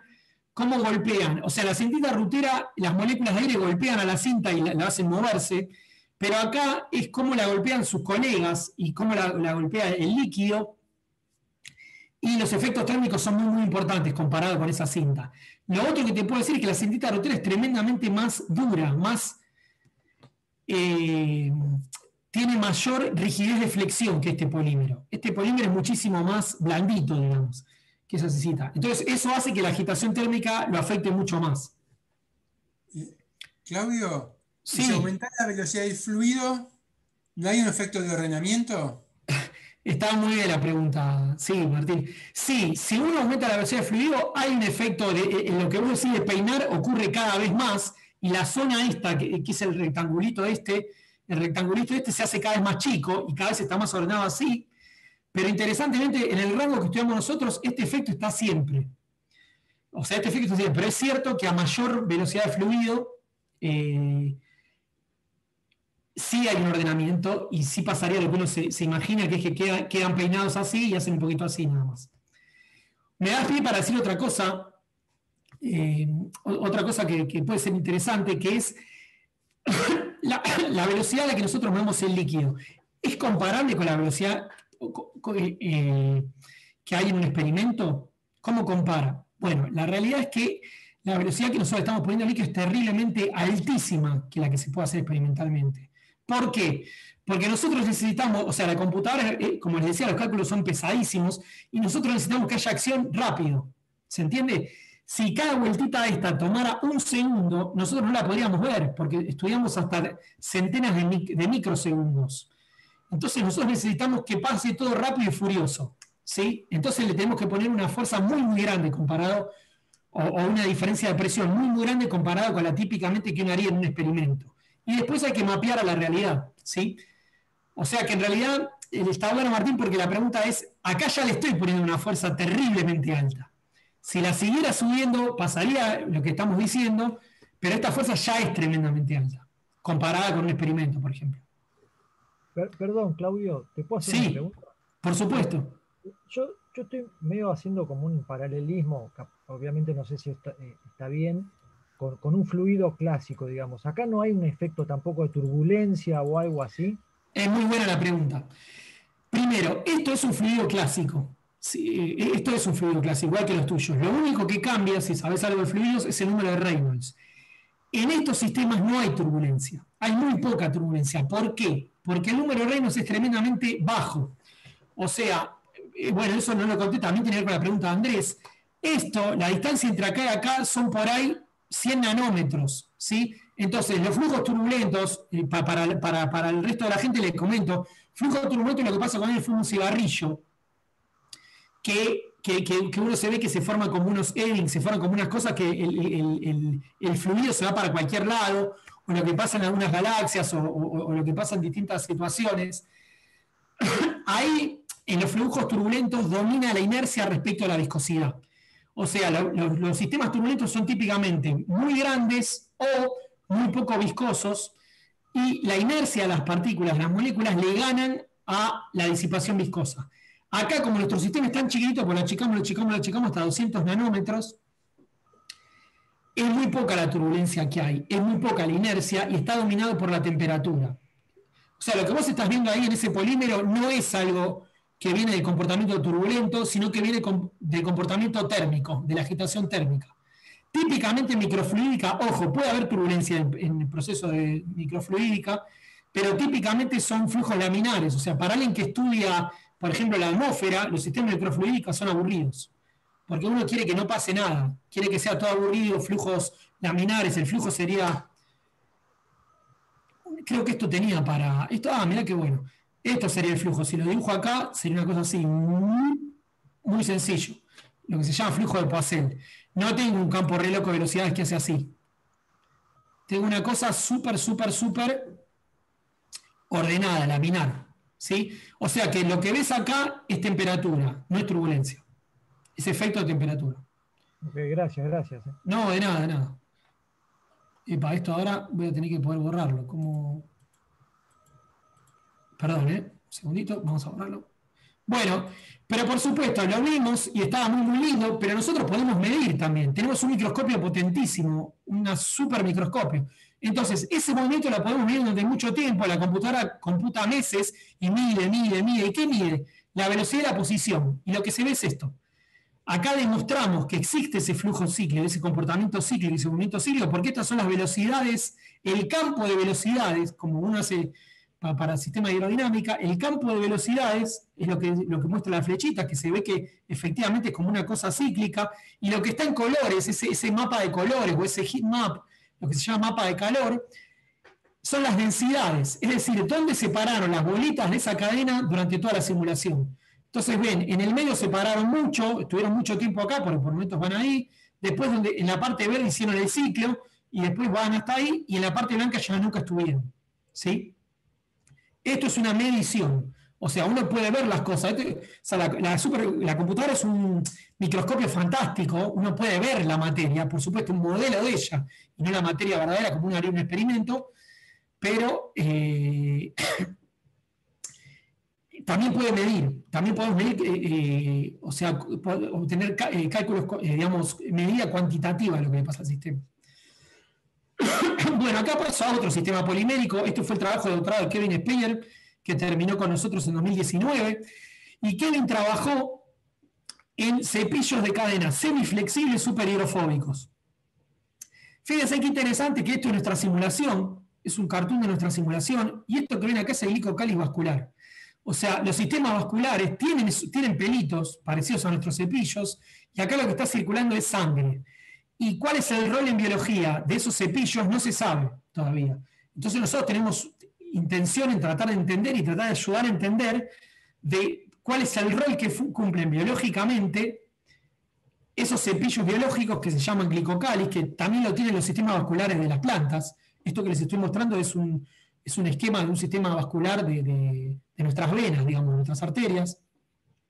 Entonces, fíjense, el cepillo de Kevin es muy diferente al que les mostré antes. Acá la molécula es muchísimo más rígida, y acá pasa algo súper interesante, que es que el sistema es súper hidrofóbico. O sea, fíjense que esto es como una especie de cama de Fakir. El cepillo es una especie de efecto Fakir, y fíjense que los cepillos pinchan el líquido, pero el líquido no entra, no moja y no entra adentro. Está como sostenido en el aire, está como sostenido el cepillo. Eso pasa para el cepillo más rígido que puso Kevin, que tiene esta variable, y acá les muestro un degradé. Esto sería polímeros totalmente flexibles, un poquito más duros, súper duros. ¿Sí? Acá les voy a mostrar algunas películas de eso. Acá estamos viendo qué pasa cuando peino un líquido con eso. O sea, en vez de poner un flujo y líquido que se mueva así, agarro las paredes, porque acuérdense que nosotros tenemos la libertad de hacer el experimento que querramos. Agarro las paredes y las muevo así, y peino el polímero sobre el líquido. El líquido, por supuesto, acá lo apagué para que se pueda ver la peliculita, y acá ven las diferentes dinámicas, las diferentes formas que toman las cadenas en esa simulación cuando pasan a través del líquido. ¿Sí? Esto es una simulación modelo de lo que estamos, de otro sistema polimérico. Bueno, acá con Nacho estudiamos... por ejemplo, la gente de química hace cosas impresionantes, o sea, la síntesis química evolucionó de una manera bestial, entonces existen materiales súper locos y súper raros, y algunos de ellos nosotros los queremos entender o tratar de entender un poquito mejor con computadoras. Entonces, fíjense, estos son coloides, justamente el otro de los vértices de la materia blanda, y estas son partículas que se llaman yolk shell. O sea, son partículas que tienen un shell, un líquido, es como una suerte de huevo frito, digamos, ¿no? De la clara de huevo. De ahí viene el nombre de yolk shell. Una clara, y tiene unas pocas particulitas adentro con ciertas propiedades. Por ejemplo, podrían ser magnéticas, podrían tener algún tipo de respuesta eléctrica, algún tipo de respuesta a la luz. Y acá tienen poquitas partículas y acá tienen muchas partículas. O sea, esto es un nanosonajero. Pongo una cavidad y adentro le pongo unas bolitas que por supuesto no me interesan para hacer ruido, porque si las agitaran no harían ruido, pero pueden hacer un montón de cosas interesantísimas. ¿Sí? Acá es una combinación de simulaciones numéricas con cálculo analítico, con lápiz y papel, que es lo que hace Nacho. Entonces pusimos este sistema que ven acá, 4 bolitas adentro de una nanobola, adentro de una nanocavidad, y tratamos de ver qué es lo que le pasa. Acá estuvo trabajando Iván Paganini, que también terminó en 2019, y el potencial es este de interacción, uno súper sencillo, no voy a entrar en eso porque ya lo tengo aburrido, y acá ven un ejemplo de cómo se mueven esas bolitas. Otra vez, acá les muestro todo, esas bolitas, cómo ese nanosonajero se comporta en la cavidad, y acá les muestro distintas densidades y apagué la caja, apagué la esferita que las confina las partículas. Entonces ahí estudiamos un montón de partículas, de cómo se agregan, qué propiedades tienen, cómo se absorben o no en la superficie de lo que sería la cavidad, o sea, la esferita, y un montón de propiedades para comparar con los sistemas coloidales verdaderos, o experimentales, quiero decir, ¿no? Porque esto sería una especie de nanosonajero virtual, lo pusimos nosotros en la computadora. En particular, este que están acá, claro, acá hay una diferencia que me había olvidado. La diferencia entre este nanosonajero y este es que esto es una bola de billar. O sea, acá no hay atracción, es todo repulsivo el potencial, solo se chocan y no se atraen nunca. Y en las de arriba sí se atraen. Entonces, fíjense que hay una gran diferencia en cómo se mueven y cómo se organizan. Bueno. Claro, la de abajo a mí sí. La veo como algo macroscópico, ¿no? Parece realmente un sonajero o algo. Y exactamente. Lo de arriba no suena macroscópico, quiere decir la escala del humano, ¿no? O sea, totalmente. Ahí son pelotas que se están pegoteadas, digamos, con algún... Exactamente. Y según la temperatura, o sea, si fuera macroscópico, si fuera un sistema de muchísimas moléculas, uno diría son líquidos, son sólidos o son gases. Fíjense que las 3 cosas que pasan acá. Lo que pasa es que no puedo hablar de gas porque tengo 4 nada más, o 5. Pero fíjense, este sería la versión sólido, esto que decís vos, en escala nano. Esto sería la versión líquido, donde se pueden escapar. Y esto sería más la versión gas, donde hay mucho lugar, las partículas son chiquitas respecto al sonajero y pareciera que no se atraen. Y efectivamente, esto que decís vos, como tiene solo repulsión, es un sonajero. O sea, su dinámica de comportamiento de las bolitas es muy parecida al que tendrían un sonajero grande, digamos, de verdad. Bueno, y acá tiene otro ejemplo de coloides confinados. Ahí lo que hicimos fue poner más bolitas y baja temperatura, y ahí se puede ver que está un poco más ordenado y ya forma lo que... Esto sería una versión de lo que mucha gente llama nanopartículas. O sea, una nanopartícula es una dada cantidad de átomos de algo. Por ejemplo, son muy famosas las nanopartículas de oro, las nanopartículas de plata también, los barbijos estos de Atom Protect que hizo el CONICET con gente de nuestro lugar y de otros lugares y de San Martín también, tienen nanopartículas de plata, y esto sería una especie de nanopartícula, hecha dentro de un sonajero. Y bueno, la idea es ver qué propiedades tiene, qué es lo que le pasa, cómo emite. Bueno, con esto voy terminando, les muestro un sistema más, no me quiero extender, pero sí quería mostrar, o sea, yo les quería mostrar ejemplos característicos del triángulo en materia blanda. Entonces vimos polímeros, vimos coloides, nos falta ver lípidos.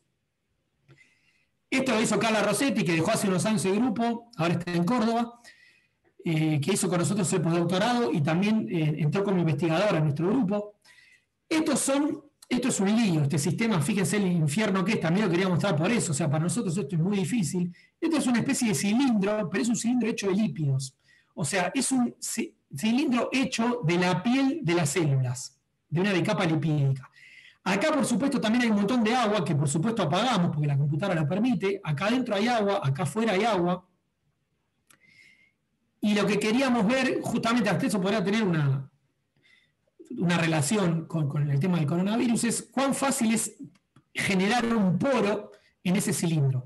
Cuán fácil es hacer un agujero para que entre una molécula en esa pared de la célula, digamos, ¿no? Entonces, acá lo que ven son dos tipos de lípidos.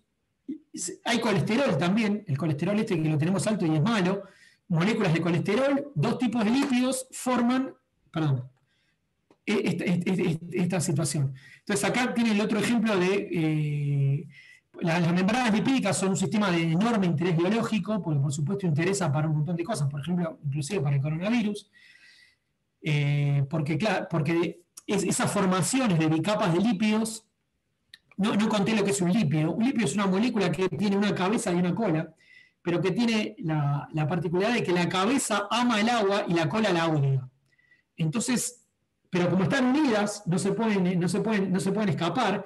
Entonces lo que ven acá es que la cabeza de los líquidos están todos apuntando contra el agua, porque acá hay agua que yo la apagué, acá en el medio también hay un hilo de agua, y la otra cabeza también, y después entre ellas interactúan así. Entonces, lo que tienen de importante los sistemas lipídicos es que forman estructuras, forman compartimentos, forman estructuras. Por ejemplo, un virus, o todas las células, digamos, también las células, son como una especie de capa o cápsidos, son como cáscaras esféricas hechas de esto, hechas de capas lipídicas. Por supuesto, en biología hay un montonazo de lípidos porque cumplen diferentes funciones, incrustados acá en un sistema biológico de verdad, hay proteínas de todo tipo que cumplen un montón de funciones. Nosotros simplificamos el sistema y tratamos de entender algún aspecto.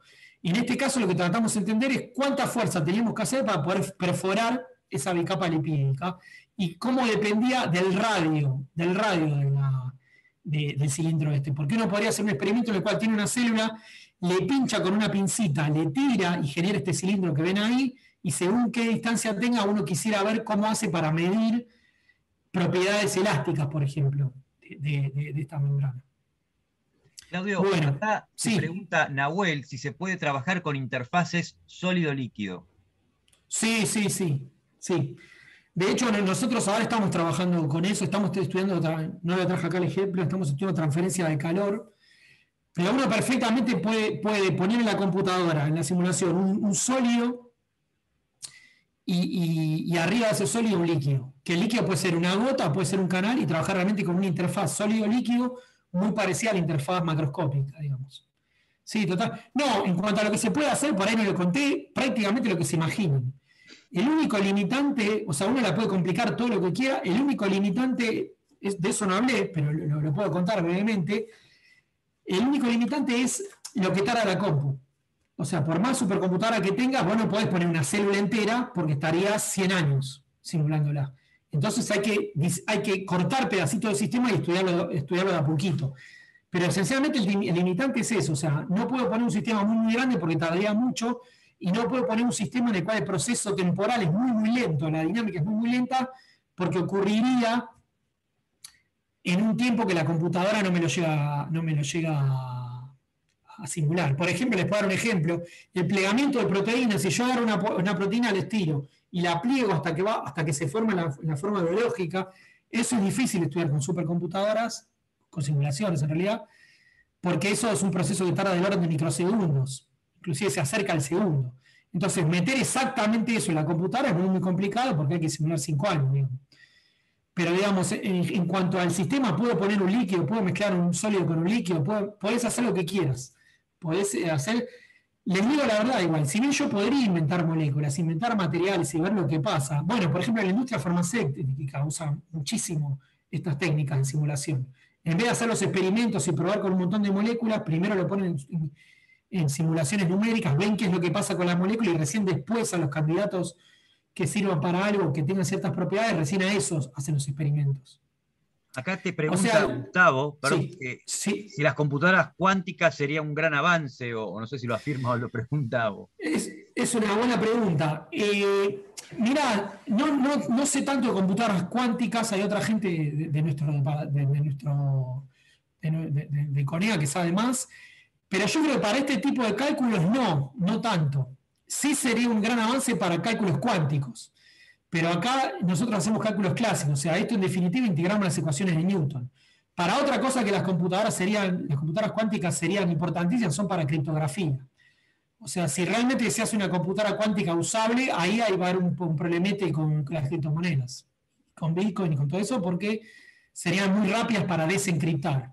Pero para este tipo de cálculos que no implican mecánica cuántica, estos sistemas a esta escala, por supuesto, tienen muchas características cuánticas, pero acá se codifican en el potencial que yo les conté.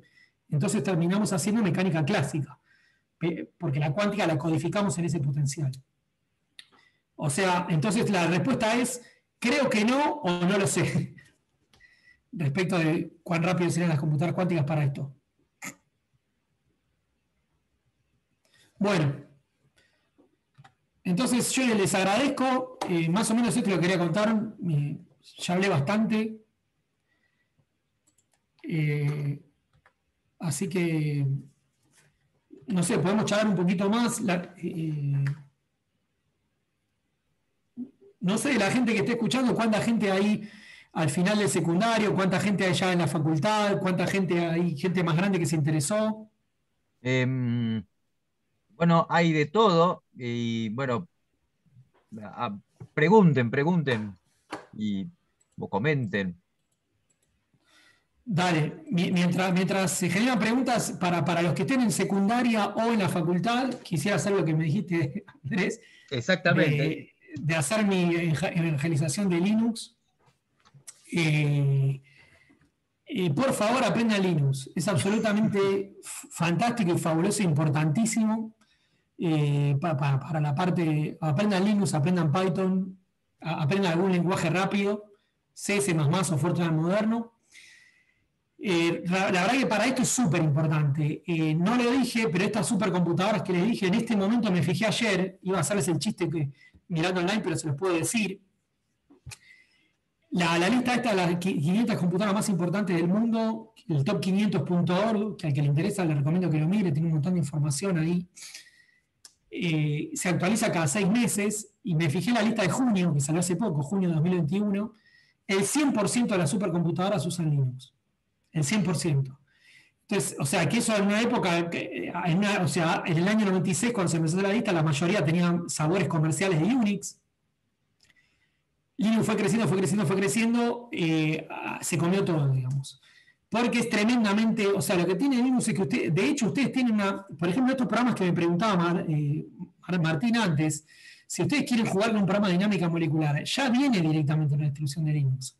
Sí, los que sepan para el mundo, si tienen Ubuntu, sudo apt install lamps y tiene un programa de simulaciones como los que mostré yo acá andando en la computadora. Sí, o sea, a ver, no quiero decir Linux es mejor para todo, no es cierto eso, la verdad, ni en nuestra época, ¿te acordás, Andrés, cuando... Aflojaste entonces, antes era lo mejor para todo. No, porque ya ganamos.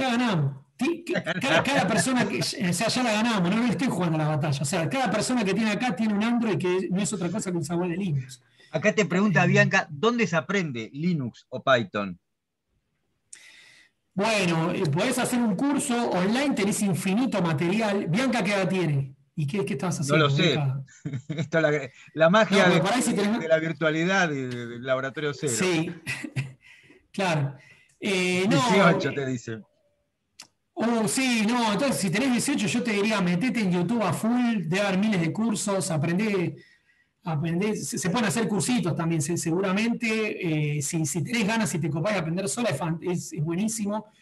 O sea, realmente Linux, usarlo como Windows es muy fácil, o sea, lo difícil de Linux es instalarlo, es un poquito más difícil. Pero una vez que lo tiene Linux andando... Perdóname, dentro de Windows hay emuladores de Linux. Yo en mi partición de la notebook, que tengo particionada Linux y Windows, dentro de Windows además hay emuladores de Linux. Totalmente. Por si uno no se anima a formatear la máquina, digamos, e instalar el Linux desde cero, porque perdés todo. Exactamente. Y también hay distribuciones virtuales, también hay distribuciones live. O sea, uno puede instalarse en un palito USB un Linux, rebotea la máquina con el palito enchufado y tiene un Linux por un ratito. por lo que dice Sol, y después lo apaga y vuelve a tener el sistema de siempre. Exactamente. Eso yo tengo eso, tengo un pendrive que más bien me lo hice cuando una vez se me crashó todo el sistema de Windows.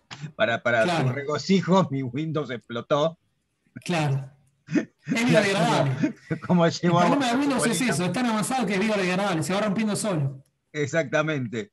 Y no puede grabarse un pendrive que lo enchufa y la máquina arranca en Linux. Y ahí Claro, uno después hace la apagás. facturaciones en Igual a casa. Bianca tiene 18. Y ahí instalaste Windows, ¿no? Para mejorar el claro, para. Pero a Bianca tiene 18, así que no le podemos decir eso. A Bianca le tenemos que decir, rompe toda la máquina, instalate Linux ya, o buscate un amigo nerd que te instale Linux y arrancamos desde ahí.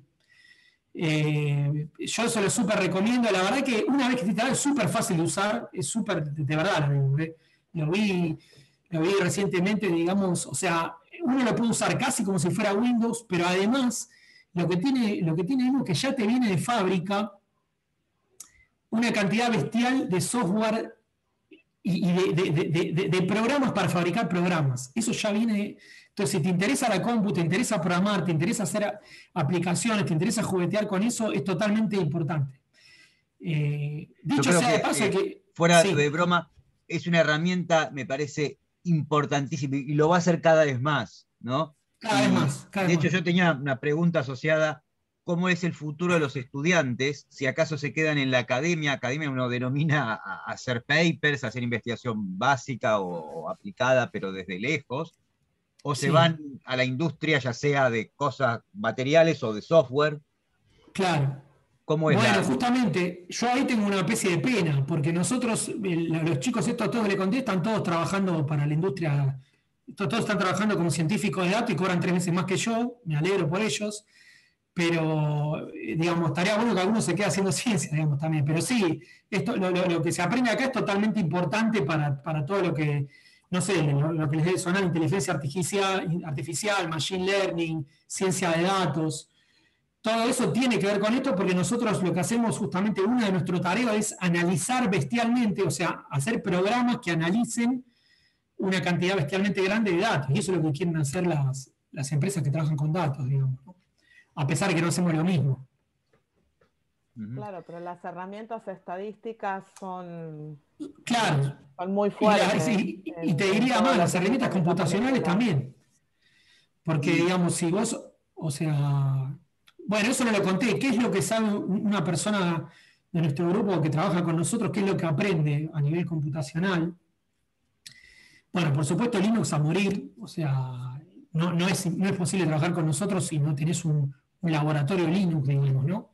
Eso, ni bien algún chico llega al grupo, una chica, lo primero que hace es sentarse en una Linux Box, una máquina de Linux.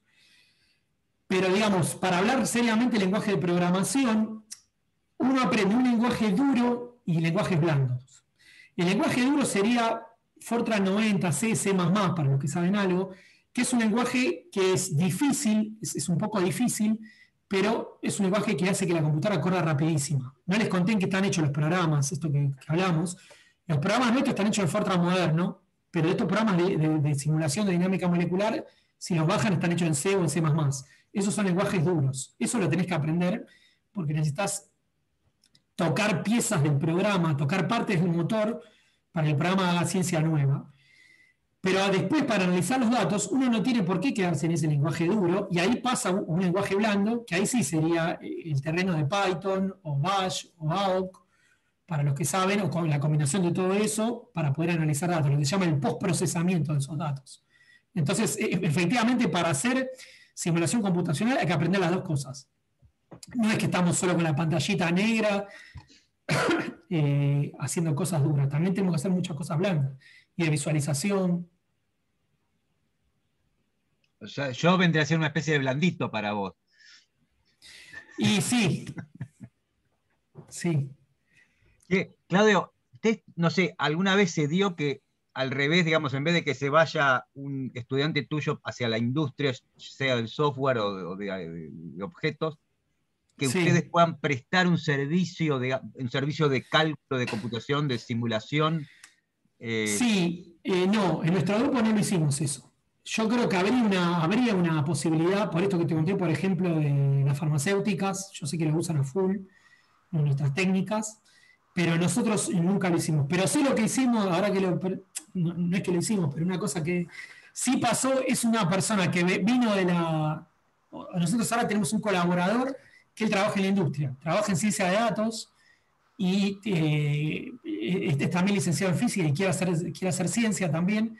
Así que estamos tratando de que nos dé un día por semana haciendo ciencia y está jugando con nosotros con la computadora.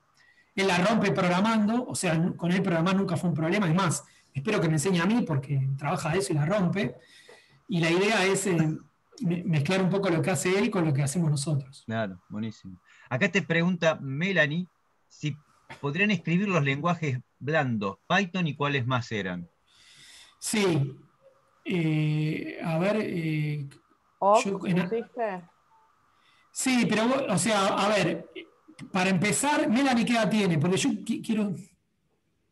Melanie tiene 10. No, Melanie dijo que está en la facu. 21 te dice acá. Bueno, está claro, a esa edad Melanie todo, tenés que aprender todo. Pero podemos poner, o sea, uno muy fácil es Bash. Bash es importantísimo, es fácil de aprender. Bash es la línea de comandos, es la terminal de Linux. Puedo mostrar ahora un ejemplo por ahí, no sé si hay tiempo. Andrés, si te consuela, hice algo en Bash, Claudio, el otro día. Bueno, me alegro muchísimo. Pero Bash sería, o sea, a ver, acá voy a poner, la trilogía sería, o vamos a poner, porque es como un proceso, digamos, sería comandos de Linux, Bash, justamente el Bash es un intérprete de comandos de Linux. Ahora les puedo mostrar alguna cosita. Después sería Python. Python es importantísimo, de verdad. Esos serían lenguajes blandos. Hay otros, pero voy a decir solo esto porque no quiero... si alguno tiene una pregunta puntual, me la hace. Pero yo diría que para lo que es la computación moderna, con eso está re bien, está súper bien. Y después lenguajes duros. Ahí ya es un cosa con que laburen, pero sería C. Alguno de estos, no todos. Uno elige uno. O Fortran moderno. Claudia, no vemos dónde estás escribiendo, ¿no? Ah, perdón. Pensé que... No. Yo estoy compartiendo la pantalla, ¿no? Sí, pero no. Sí, pero quedó en gracias por su atención. Ok. Pero si querés lo escribo yo. Lo vamos escribiendo en el chat. O si querés comparto. Yo lo escribo. Dale, Sí, lo vamos escribiendo en el chat. C++ también lo incluyo. No, pero aclará que el lenguaje blando, que empiece por un lenguaje blando. Puedo contar la diferencia entre el lenguaje blando y el lenguaje duro. Pero digamos, el lenguaje, o sea, comandos de Linux, Bash y Python. Si aprenden un poco esas tres cosas, ya está fantástico. Aparte, Python es divertidísimo. Porque puedes picotear datos de la red, se habla con Excel, se habla con lo que quieras. Es muy sociable Python, se habla con todos. Entonces es muy maravilloso para lo que se puede hacer. Puedes hacer gráficos espectaculares. Lo otro es lenguajes duros. Puedo contar brevemente la diferencia entre el lenguaje blando y el lenguaje duro, además de que la facilidad. El lenguaje duro se compila. O sea, uno escribe el lenguaje de humanos, el C o el Fortran, es algo que entienden los humanos, pero eso no lo entiende el CPU de la computadora. Entonces uno lo compila, lo pasa al lenguaje de máquina y lo que corre realmente es esa versión, el archivito verde del lenguaje de máquina. A ver, dejo de compartir porque la charla ya... A ver, puedo compartir una terminal de Linux en realidad. Por ahí, a ver. A ver, dígame si esto funciona. ¿Ahí se ve? Sí, perfecto. Ahí lo pongo grande. Bueno, este es mi directorio de Linux de la charla. Y ahora me voy acá y me voy a ir a un lugar de programas y le voy a mostrar por ejemplo, vamos a ver un programita de Python. Quiero aclarar que Claudia está en su salsa con esto, también. Sí, yo me quedo a vivir, díganme porque nos quedamos a vivir acá. Bueno, justo esto es muy pavo. Déjenme ver, buscar otra. O sea, les quiero mostrar cómo se ven programas típicos. A ver, por ejemplo, Bash. Bash es algo que ya viene en Linux. Ustedes lo abren, tienen esta terminal y ya tienen un Bash acá. Es un lenguaje que ya viene acá, ¿sí? O sea, uno puede hacer comandos de Linux, no sé, ls, copiar archivo. A ver, déjenme ver si encuentro... Bueno, esto es un Python, pero quería ver si encontraba... Por ejemplo, ahora voy a hacer... voy a hacer un comando que hice yo. que es para buscar programas. FACA quiere decir buscame desde acá cualquier cosa que... ¿Se ve bien, no? Sí, perfecto. Un poquito más. Sí. No, pero Ok. no, yo hasta yo veo bien. Déjenme ver. Bueno, fíjense, esto es un programa de Bash. Simplemente uno lo escribe en un editor. Yo uso el editor Vim, que se lo recomiendo a todos. Ahora después lo escribimos. Pero digamos, uno escribe esto, escribe un pequeño código de Bash, que lo puede googlear para aprender y ya está programando. ¿Sí?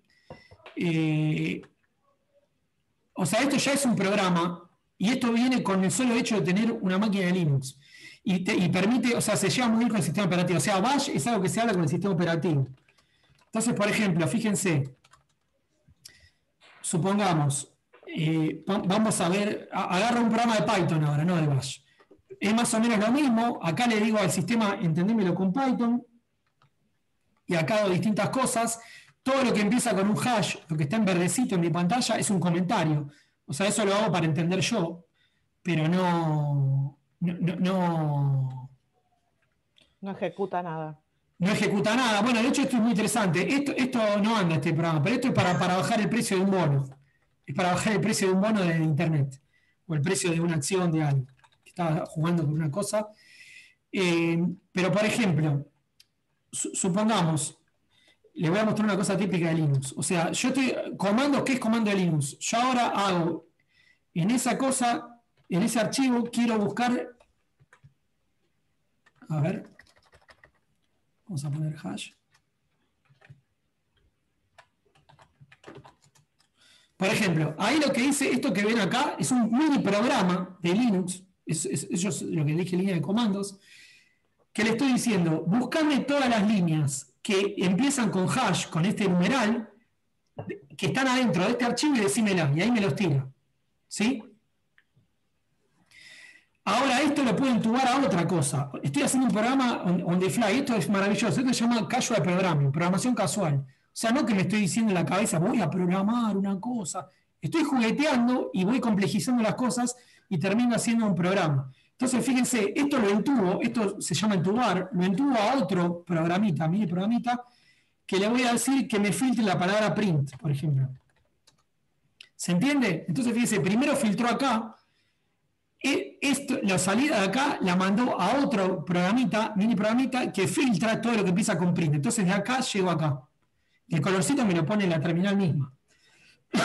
Esto sería usar comandos de Linux. Estos comandos de Linux yo lo puedo hacer en la terminal, acá, o los puedo sistematizar. O sea, los puedo meter en un script, justamente. Por ejemplo, ese comando FACA que les mostré que buscaba cosas, no es otra cosa que esta línea. Si esta línea la meto en un archivo y lo hago ejecutable, como todo lo que ven acá, que son los programitas verdes, estoy haciendo un pequeño programita mío que no es otra cosa que un script de Bash. Con Python pasaría lo mismo. No sé, por ejemplo, les puedo mostrar, a ver qué es este hola, que debe ser fácil. Fíjense, buenísimo. Este programa es un programa hecho en Bash que dice hola.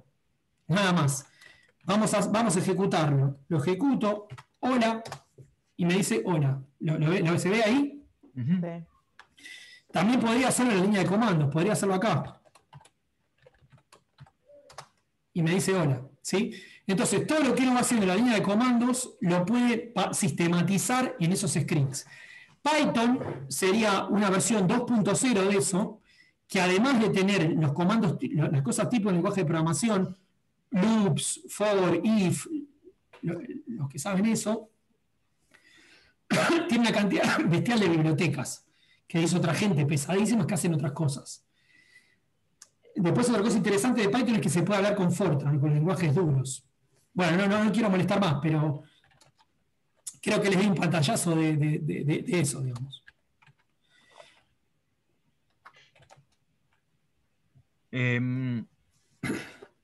Bueno, no sé, más preguntas del público, si no, pregunto yo. Un poco, no sé, podés contarles 2 minutos cómo fue, vos dirigiste o participaste en escuelas de Linux o de computación en barrios. Sí. Bueno, sí, no eran de Linux específicamente. En realidad eso lo hice con varios amigas y amigos de CONEA mismo, no solo yo, con otros chicos en 2001. Lo que hicimos fue juntar unas computadoras porquería, juntamos un par de basuras y armamos 3 o 4 computadoras y las llevamos a un lugar público que había en el barrio Ramón Carrillo, que es la barrio Ramón Carrillo y la Villa 3 Fátima, es ahí en el sur de la ciudad de Buenos Aires. Para los que conocen, es por donde pasa el premetro, ahí cerca. Y la idea era hacer un taller de computación para tratar de pelearle un poco a esta especie de, digamos, lo que se llama la brecha digital. Era que los chicos puedan aprender, los chicos de sus barrios estaban invitados a este taller y la idea es que podían aprender a armar computadoras. O sea, tenemos una parte que era de fierro, de hardware, o sea, les enseñamos la parte de una computadora, de armar computadoras, y después tenemos una parte en la cual les enseñamos un poco de Linux y de programación. Eso es lo que hacíamos. Estuvo Esto muy, fue muy hace bueno. casi 20 años. Sí, eso fue 2001-2003. O 2000-2003. Sí. Sí, pero fue una experiencia buenísima. Los chicos se recoparon, venían religiosamente a los talleres. Estaba buenísimo, nos divertimos muchísimo ahí tomando mate y laburando. Y muchos aprendieron también a armar computadoras, a lo que está bueno porque tiene salida laboral. Así que sí, esa fue una experiencia muy, muy linda. La verdad que no la sigo haciendo porque no tengo la energía. No tengo la energía para hacerlo ahora, pero es una. Pero yo me Una cosa acuerdo muy linda. en la época que vos me decías que justamente dotar a un chico que, no sé, tuviese una educación, no sé, no completa o no ideal, de un conocimiento que, bueno, hoy 20 años más tarde es vital, Claro. ¿no? O le puede garantizar o le puede dar Sí, un trabajo de una remuneración enorme. sí, no, totalmente. Inclusive te digo, yo tengo amigos que trabajan en la industria de computación, tengo un amigo en Mercado Libre, tengo un amigo que trabaja en lo que era la vieja de remate, y me dice que ellos necesitan más programadores de los que consiguen. O sea, es increíble. En Argentina, que estamos con dificultades económicas, con problemas de trabajo, en ese rubro necesitan más gente de la que realmente se genera. O sea que, por supuesto, ni hablar a nivel de data science, ¿no? O sea, gente que pueda programar y que también pueda tener un análisis profundo de datos, son profesiones que son súper buscadas a nivel mundial, digamos, te digo, no solo acá. Sí, la verdad que sí. Y ahora déjame decir una cosa que me tiene bastante. Por la chica que preguntó, Bianca, era de 18 años, 19 años. Encima ahora lo aprendés todo por internet. O sea, realmente si tenés las ganas y la paciencia, es increíble el material que hay. Es increíble el material que hay. Uno buscando, quiere saber qué es Bash, qué es Linux, googlea un poco por YouTube. ¿Cómo? No, me parece que a alguien se le desmuteó sin querer. Ok. O sea que realmente el acceso a esa información, por supuesto, a veces es difícil, a veces hay mucha información que está en inglés, con lo cual eso hay una barrera. Pero realmente la información que hay ahora para aprender estas cosas es monumental. Les digo más, les comento una cosa incidentalmente. Bueno, uno dice, vos me cargas, Andrés, con esto es fanático de Linux, ¿no? El nombre genérico de esto es todo lo que sería el ecosistema de código abierto, ¿no? Los programas en los cuales uno hace el código y lo libera para la población, lo libera, digamos, ¿no? Es decir, yo soy muy entusiasta de esa situación, ¿no? Que haya un montón de gente trabajando junto en comunidad, haciendo código, y que después ese código queda liberado, queda abierto para que los demás puedan construir sobre eso, digamos. Pero para darse un ejemplo de dónde estamos parados, por ejemplo, Bitcoin. Bitcoin es una cosa de código abierto. Bitcoin es un conjunto de programas de código abierto. Y el 80% de las criptomonedas son eso. ¿Sí? Es algo que uno se lo baja de GitHub, se lo baja de un repositorio de software. ¿No? O sea, el código abierto es algo que ha hecho una gran revolución y ahora se ha extendido a otra cosa vía Arduino, que alguno conocerá, al concepto de hardware abierto, ¿no? Que también se genere una interacción entre código y fierro y aparatito, y que eso también se libere y que si uno hace alguna especie de invento o pequeña invención, que eso quede abierto para la comunidad, digamos, ¿no? Para quien quiera usarlo. Así que sí, es una época fascinante. Bueno, ¿Más preguntas? No, Claudio, te hago una consulta si Sí. es posible el hecho de interconectar estas gigantescas computadoras a nivel red y hacerlas trabajar a su vez en paralelo, ¿no? No solo toda esa Está buenísima. sino Sí. toda, más de una, digamos, ¿no? Está buena la pregunta que haces, está muy, muy buena. Sí, el concepto existe y se llama grid, eso. Un grid de supercomputadoras. Pero te comento un problema técnico muy, muy grande que hay para que eso prospere. De hecho, ¿sabes a qué hay que esperar? Una cosa que puede generar un cambio importante en eso es el 5G, que puede ser. Pero por ahora eso no es tan posible. Y te cuento por qué. Porque la realidad es que para que los programas se escaleen, o sea, yo corro el programa. ¿Cuál es la ilusión del paralelizador? El sueño del paralelizador es, yo hago un programa tan bien paralelizado que cuando lo corro en 10 nodos de la supercomputadora, corre a una determinada velocidad. Y cuando lo corro en 100, corre 10 veces más rápido. Por supuesto, eso no es así, no es tan fácil. En general, cuando vos haces un programa, por mejor que esté paralelizado, cuando vos lo corres, pasás de 10 a 100, no corre 10 veces más rápido, corre 8 veces más rápido, o 7. Se va degradando la capacidad de paralelización. Y lo bien que funcione un código paralelo, en general, depende de cuán rápido estén interconectadas las máquinas. O sea, cuán rápido se hablan entre distintos nodos. Yo eso no lo dije para no aburrir, pero otra característica de la supercomputadora es que una buena supercomputadora, la interconexión entre nodos no se hace vía Internet. Se hace vía otra cosa que se llama InfiniBand, que es una red, un tipo de red tremendamente más rápido, de tremendamente más ancho de banda. No sé, Ethernet típicamente, o sea, Ethernet es el protocolo que se usa para Internet, ¿no? Nosotros, todas las computadoras de la casa de ustedes se comunican por Ethernet. Típicamente tiene un ancho de banda de, no sé, de 10 GHz, de 10 gigabit, perdón. Puede ser de 100 también. Esto arranca en 100 gigabit, este ancho de banda, pero un detalle importantísimo es que tiene muy baja latencia. O sea, el tiempo que tarda entre mandar un mensaje de una computadora a la otra en una supercomputadora es súper bajo por estar conectada por esta red de InfiniBand, ¿sí? Que de hecho, dicho sea de paso, la empresa que hace InfiniBand se llama Mellanox, que son unos campeones en conectividad computacional, y los acaba de comprar Nvidia hace poco. Así que para que se den cuenta de lo importante que es, o sea, Nvidia, que es la super empresa, la empresa líder de fabricación de placas gráficas, de GPUs, compró también esta empresa de conectividad. O sea que los nodos tienen que estar físicamente conectados. Eso claro, tienen que estar físicamente conectados por algo de muy buena calidad. Entonces, porque si no es un impedimento. Igual lo que sugerís vos, que hiciste la pregunta, perdóname que no tengo el nombre, Gustavo. Para ciertas aplicaciones científicas podría ser muy interesante. Porque uno podría tener mucha conectividad en un subconjunto y después mandar pedazotes a diferentes supercomputadoras. De hecho, esto que vos decís, en los centros de supercómputo grandes del mundo ya ocurre. Los tipos conectan entre sí las supercomputadoras. Pero es muy difícil el sueño de la supercomputadora de Argentina conectada con la de Brasil. Eso no es tan fácil, por esto que te digo de que habría muchísima latencia. Sí, también se va avanzando mucho en la cantidad de cores que hay por nodo, ¿no? Que ahí evitas la comunicación entre una máquina y la otra. O sea, cuando yo empecé el doctorado, lo más que había eran quads, que eran 4 Exactamente. nodos.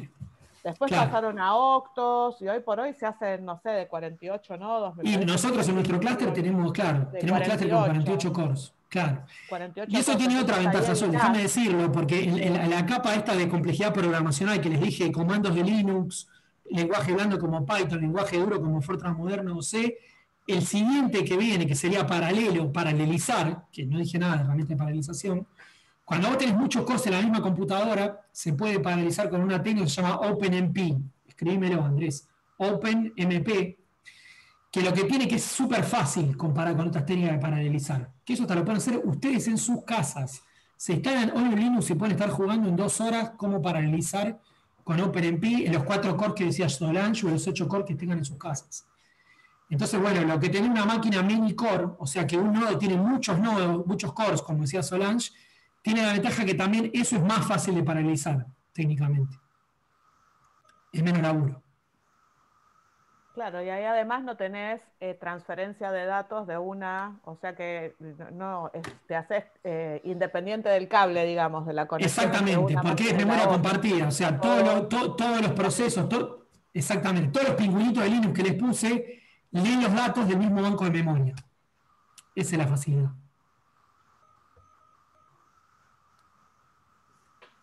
Bueno, ¿más preguntas o cerramos La clase. la clase? Bueno, no sé, vos quizás podés, Claudio, dejar tu mail para, no sé si tienen alguna pregunta. Sí, por supuesto. eh, Por supuesto, lo escribo acá en el chat. Ponele, sí, sí, sí.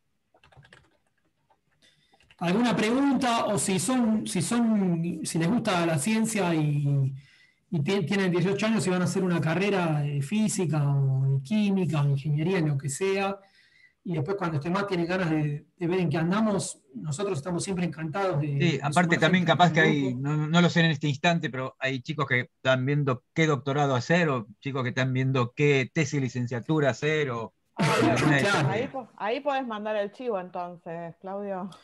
Dale, Si pero están no. buscando, pero no sé. Bueno, en realidad sí, tenés razón. Tenés razón. No sé, Para que lo mando. Melanie que dice que está en la facu y tiene 21, no sé qué carrera esté estudiando. Bianca probablemente está terminando la secundaria. Bueno, para los que estén en carrera, les mando un chivo que vamos a hacer el viernes que viene. Esperen que.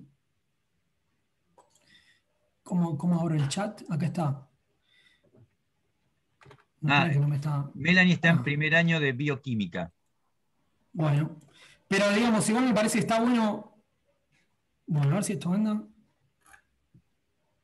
Ahí está.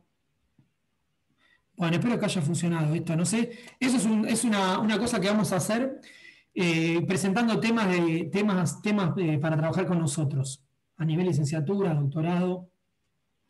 Y lo que tiene de bueno es que la idea es que obligamos a los investigadores a que den la charla ahí, que, claro, acá dice Bianca que va a hacer ingeniería, buenísimo. O sea, lo que tiene bueno es que el viernes vamos a hacer un grupito de charlas parecidas a estas, en los cuales vamos a contar de manera más simplificada las cosas en que trabajamos, proponiendo temas en los cuales podemos trabajar con estudiantes que se quieran sumar con nosotros. Así que si a alguno le interesa o tiene algún conocido que le interese, está buenísimo que se sumen. No sé si salió bien eso. Cualquier cosa me mandan un mail. Si les interesa información sobre eso.